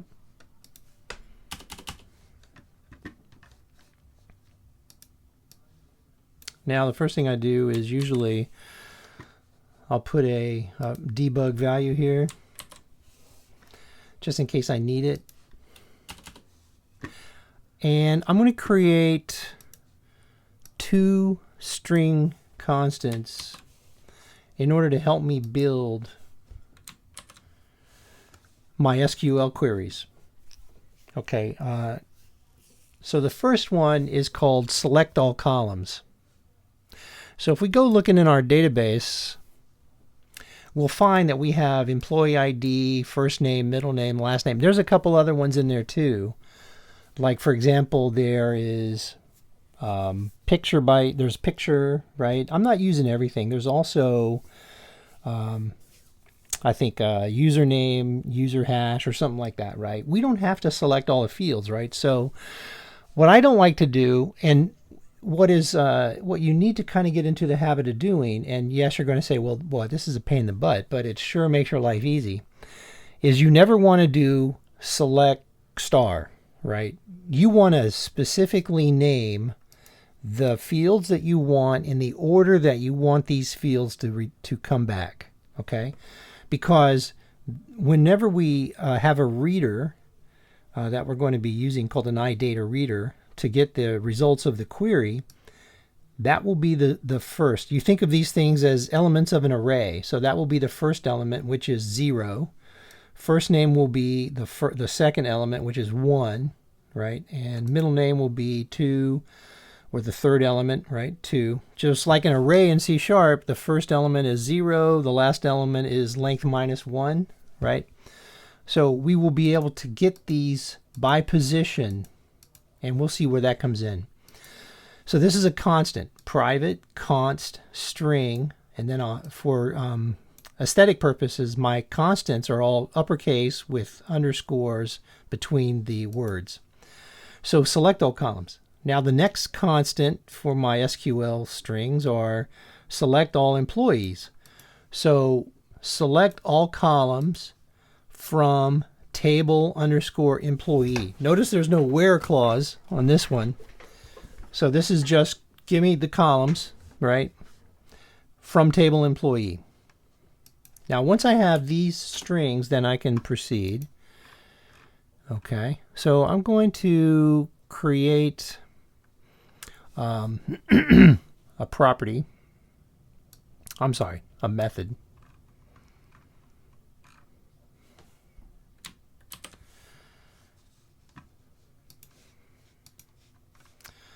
Let's go ahead and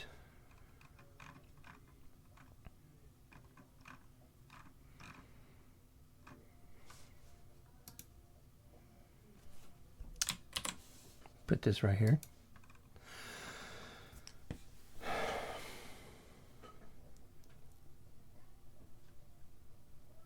Okay, so we'll get to defining this method here in a second. So public list employee VO, get all employees. That's the name of this method. Okay. So we create, we have to have a database command. So just like in our test app, we use the DB command type. That's our reference to a command. And we say database. Now, where's this database coming from? We have our base DAO. Let me put this on this side. Our base DAO defines this database property. Okay, that's where this is coming, and because this database is a protected property, your subclass has access to that property. So database get SQL string command select all employees. This, notice that that's the constant right there. So essentially, you get into a rhythm. If you want to create a new query, you define a constant, string constant for that query. Okay, and then you create. These are creating prepared statements essentially. Okay, so we create the command. Okay, so once we so what we're doing here is we're just saying we're going to then get employee list. Okay, now this command here, or this method, has not been created yet. So let's go ahead and create this method.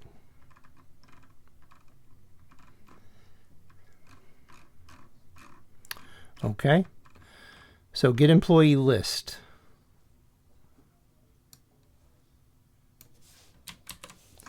So just going to come right here.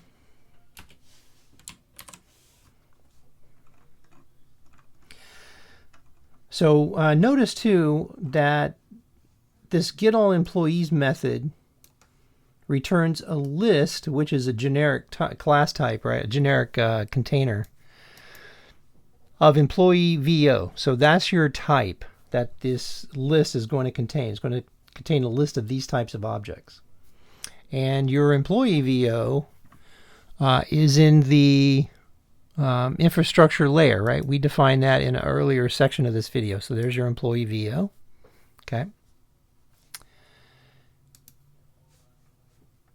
Now what happens? So I'm going to feed this command. So this will be get employee list, and this is the method that it's going to that's being called. So we have an argument called command, db command type. It returns a list of employee VOs. We create the iData, we declare an iData reader.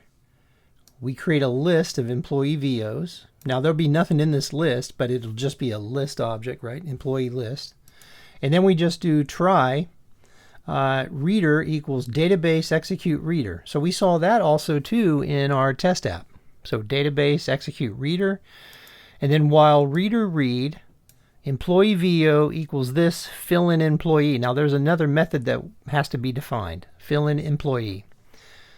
And then as soon as we get this employee VO reference here, we can add that reference to the employee list. The rest of the code just cleans up. Okay, and then once all those employees have been added to the list, we return that list. Now we need to fill in the employee. So we're going to come down here to the next method, which is fill in employee.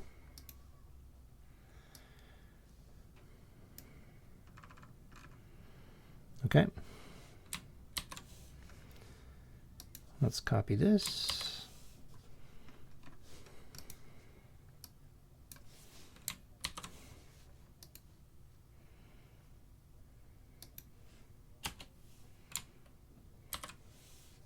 Okay, so essentially, like I said, right, employee ID is going to be the first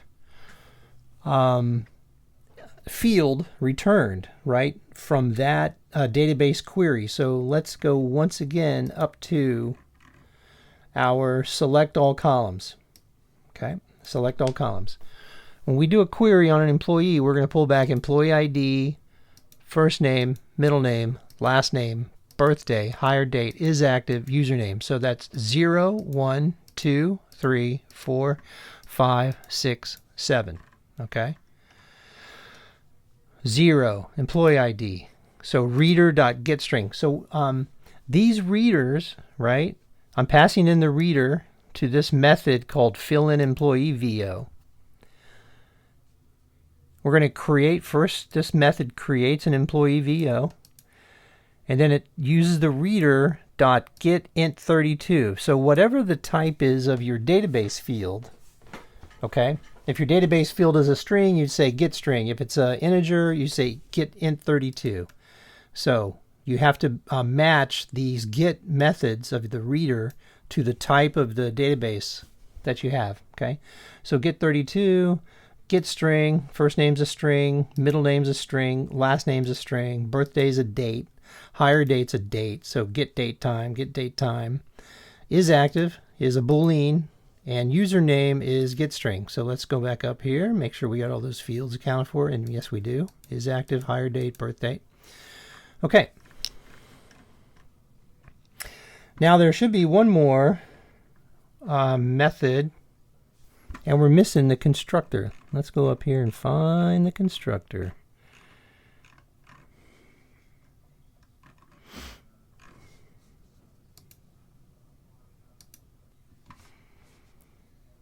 Okay, we're just going to have to add the constructor. So I'm going to put it right here. So public and employee DAO. Okay. Calls the base. And we will do reflection.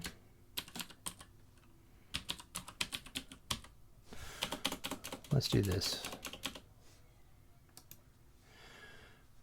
I'm just going to copy system reflection, method info,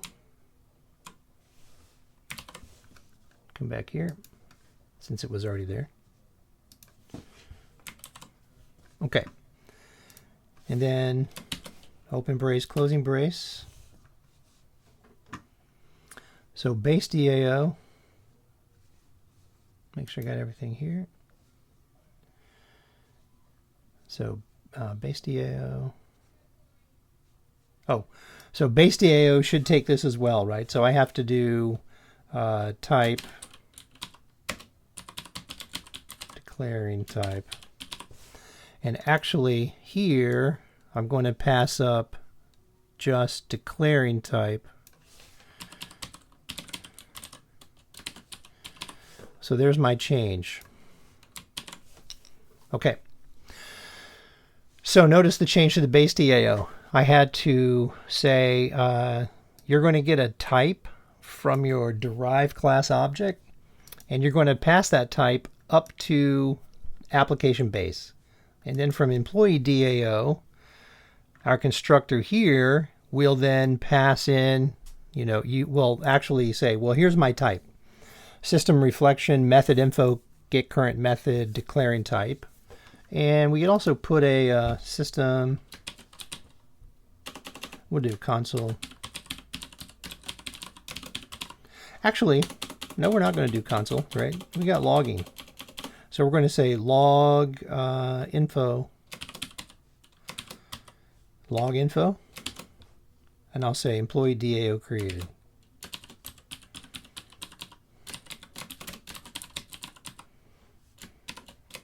Like that. So that's our constructor. Now what I like to do usually to, there's a couple different ways you can do this. If you do, I like to offset, like, I'm really not using this debug here, so I'll get rid of that for now.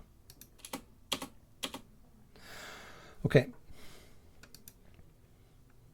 So for example, here, I will say these are my, you can do this, oops, let's just do this. Put some comments in here, right, to delineate these sections. So I'll say this is SQL string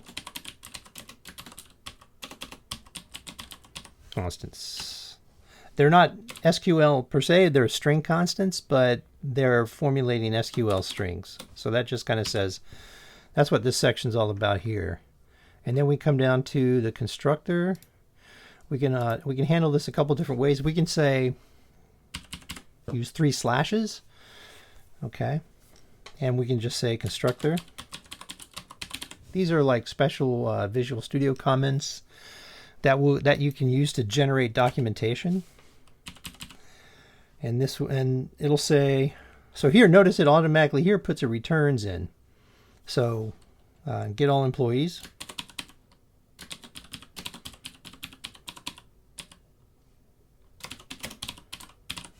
Okay.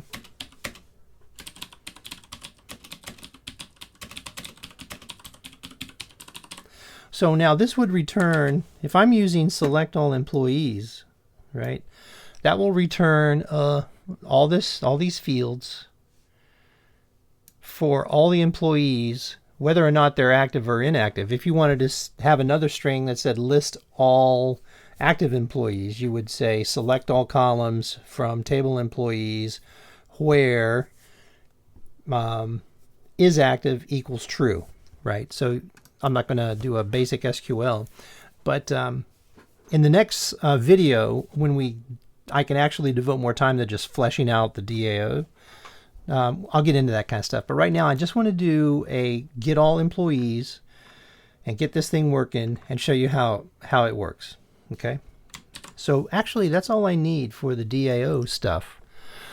So now let's go to the business object layer. So I'm going to close up my data access layer. I'm going to go to the business object layer, and I'm going to right click, add a new folder.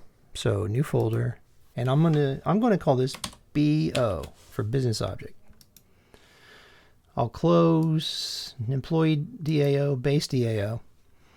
I'll right click here and I'll add a class. I'll call it base business object .cs. Okay. Now, at this point, I'm going to go ahead and just copy. The only thing I really think I need here is using infrastructure layer.common. Okay. And that's because here I'm going to say public class base business object extends application base. Like that.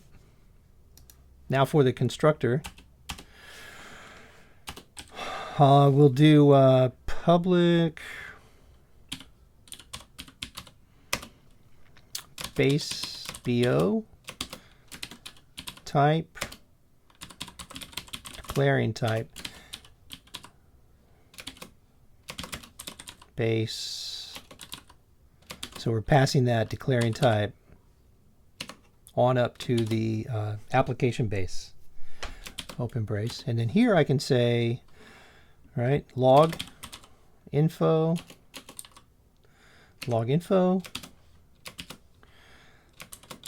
base BO object created. Now there's not much at this point that I really need the base business object to do.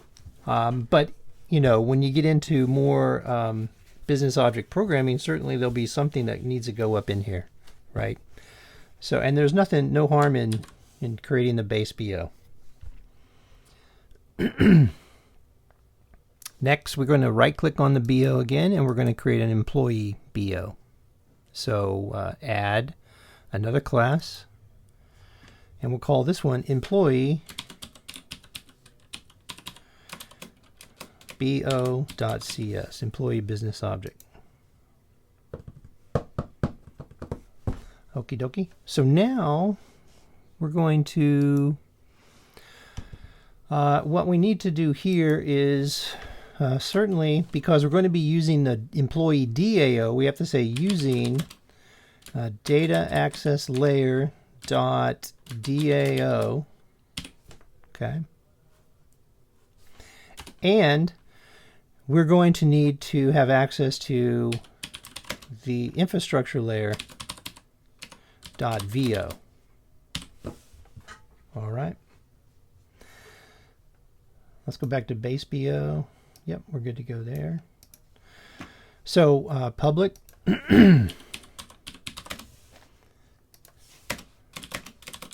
base BO. So it's going to extend base BO. Employee business object will have type as in the constructor, type, declaring type,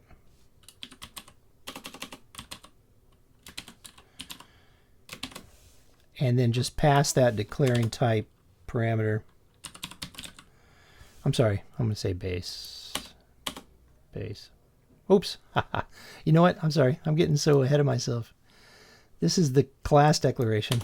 I'll pull my head out of my ass here in a second. Base BO. All right. Now, here, constructor.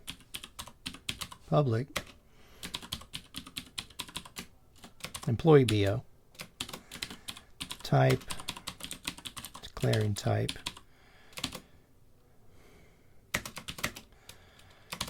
And then just base. Okay. Declaring type. Open brace, closing brace. And then again here for employee BO, there's a couple ways we can go about doing this, but I think I'll just do log info. Okay. Log info employee BO object created.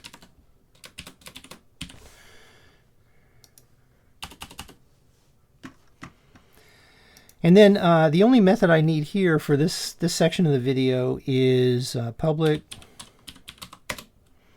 list So this is going to be the return list employee VO. This is why we needed the infrastructure VO.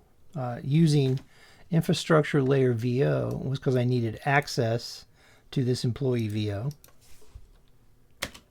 And again, I'll just say get all employees.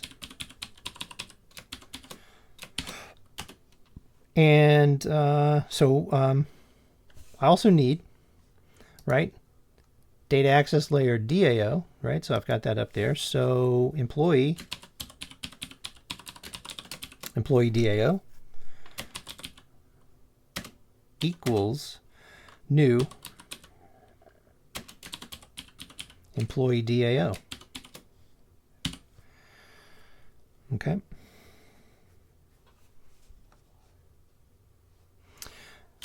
And then return DAO dot get all employees. Like that. Okay. At this point, we are probably finished with the business object layer for this piece of the demo, right? We're not going to get too deep into it. So now let's go to our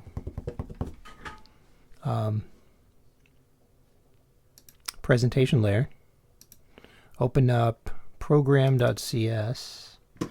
So here's our test code that we had when we first ran this project, just to make sure everything ran right. Hello world, hit any key to continue.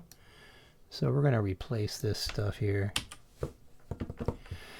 So we need using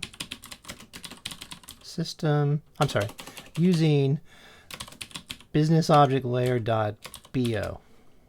Okay.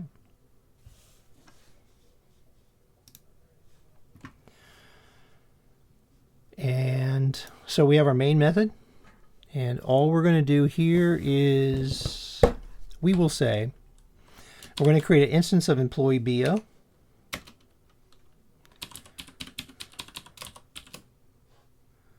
All right.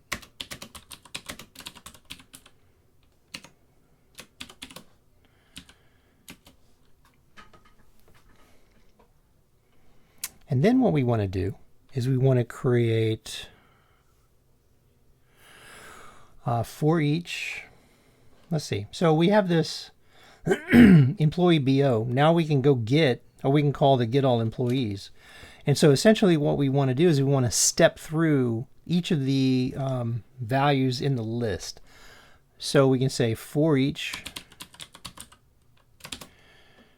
employee VO. So up here we will need also using infrastructure layer dot VO. All right.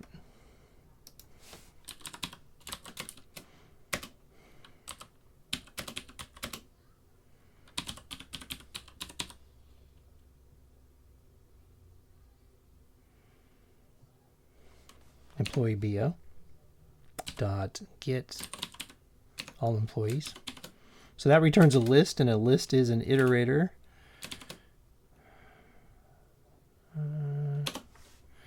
Okay. So for each employee VO in employee BO, which is declared up here, get all employees, console.writeline VO. Now, why can I do that? Because if we go to the, let's save this. If we go to the infrastructure layer and look at the employee VO class, we will see that we've overridden the toString method, which returns the employee ID plus toString. Okay, so let's go ahead and close employee VO. So if you just pass in employee VO and you didn't override the toString, then you would just get the type, right? And so once all those print out, I want to, because I'm running this application, this console application in Visual Studio, I'm going to put in a little console.readline to pause the console before, otherwise it will disappear. Okay. Oh, let me see here. Employee BO. Let's go back to employee BO. Yeah, I don't want this in employee BO. Delete. This should be just like up in base, not base. Let's go over here to application base. Nothing like programming live on TV.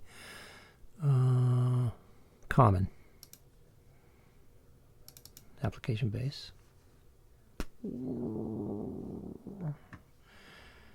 That's not it either. Oh, help me. Base BO. Application base, not there. Let's go to DAO.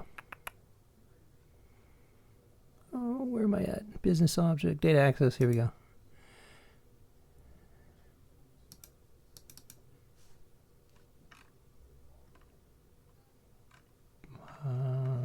All right. There we go.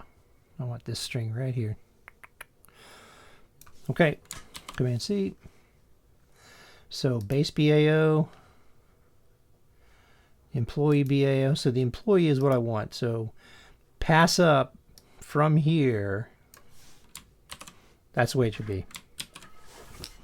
Okay, now let's make sure I've got base DAO done the same way. So looking at base DAO, that's fine. Employee DAO, that's exactly what I want right there. Okay, so I can save, I can close that down.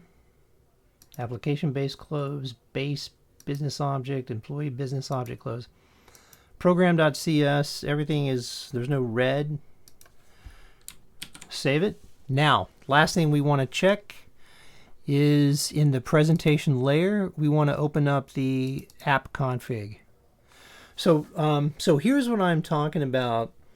When you first create a project and you specify which version, let me make this bigger. Can I make this bigger? 210. I'll go to 220%. That might have been something. Let me go 230.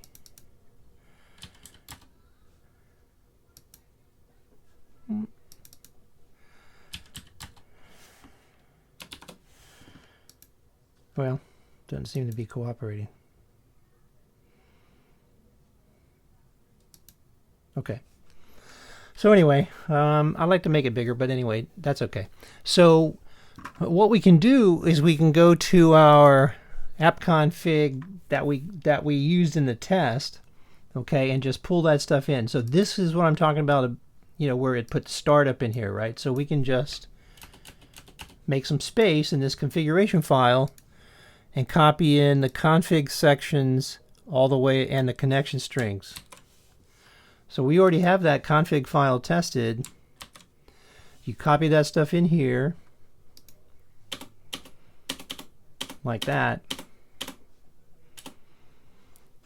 Alrighty, and save it. There's your employee training database.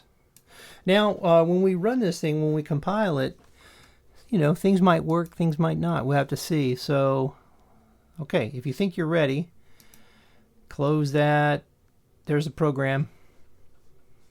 And come up here to start. So go ahead and hit start. Now, if you've got your project set up correctly, then your presentation layer, the application, will try to run. So then we're going to see these, yeah, there were build errors. If you ever see this, right, it says there were build errors. Would you like to continue and run the last successful build? You select no. Because if you do that, things will, you know, if the last one ran, how you know what's wrong, right? Okay, so you fix the first problem first. So we're going to go to brace in the infrastructure layer, employee VO. We're going to go here. And it should take us to that problem. Okay, so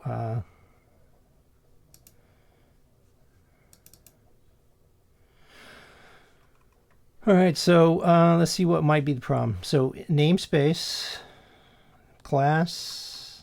So yes, we are indeed missing a brace. So we're going to add a brace there. And I always like to do this, so I know where my braces are. And this should be the end of the class. Now, don't do anything. Try it again. Whoa, you see what I'm saying? Well, there's still beard errors. Okay, fine. Run the last one. No. See how many errors. Ooh, we still got plenty. Okay, so infrastructure layer person VO. So let's go up here to the person VO. And it looks like here we've got too many braces. So once again,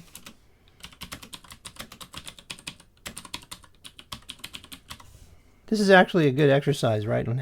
Troubleshooting problems are probably the most critical skill you can have in namespace. All right.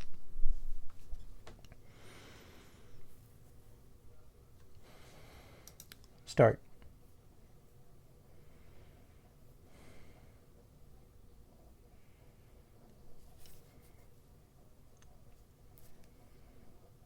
So, two problems. You fix the first two problems and then everything else went away. So that's why you always fix the first compiler error first. Now that doesn't mean that the program is going to run, but in this case it looks like it did. So, I mean, there could have been issues with the configuration there, you know, but if you went through the test and you got the configuration issues worked out and the database connectivity working, then that would have been less likely.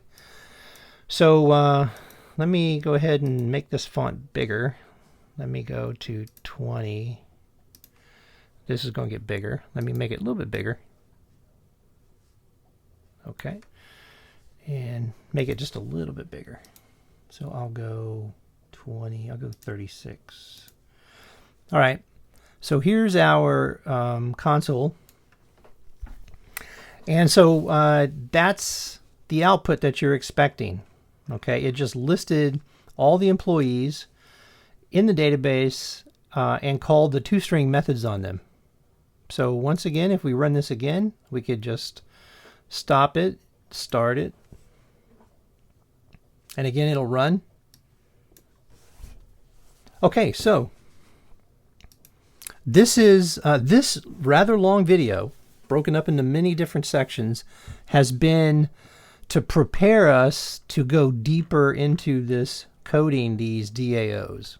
Okay, so in the next video I'll talk about how to insert information or insert data into the database, how to pull out employees by ID, how to create a different DAO. Like, in other words, we'll do a course DAO.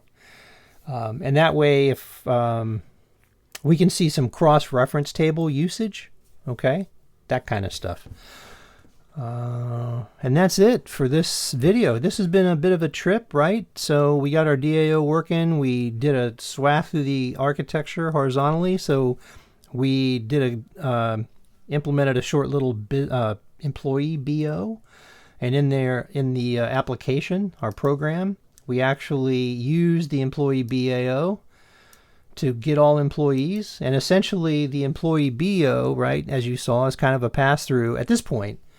But if you had multiple DAOs that you're using, and let's say that you needed a transaction to roll back, if you're trying to stick data into 2 or 3 different tables as part of a transaction, and something failed, and you wanted to roll back that transaction, you would put that transaction handling in the business object layer. Okay, that's where you would put that. So up here in the BO class, right? But right now we're just doing this little simple thing. Okay, and that's it for this video. If you have any questions, hit me up directly at rick@pulpfreepress.com. That's rick@pulpfreepress.com, and I'll be happy to help you. I hope you enjoyed this rather long video.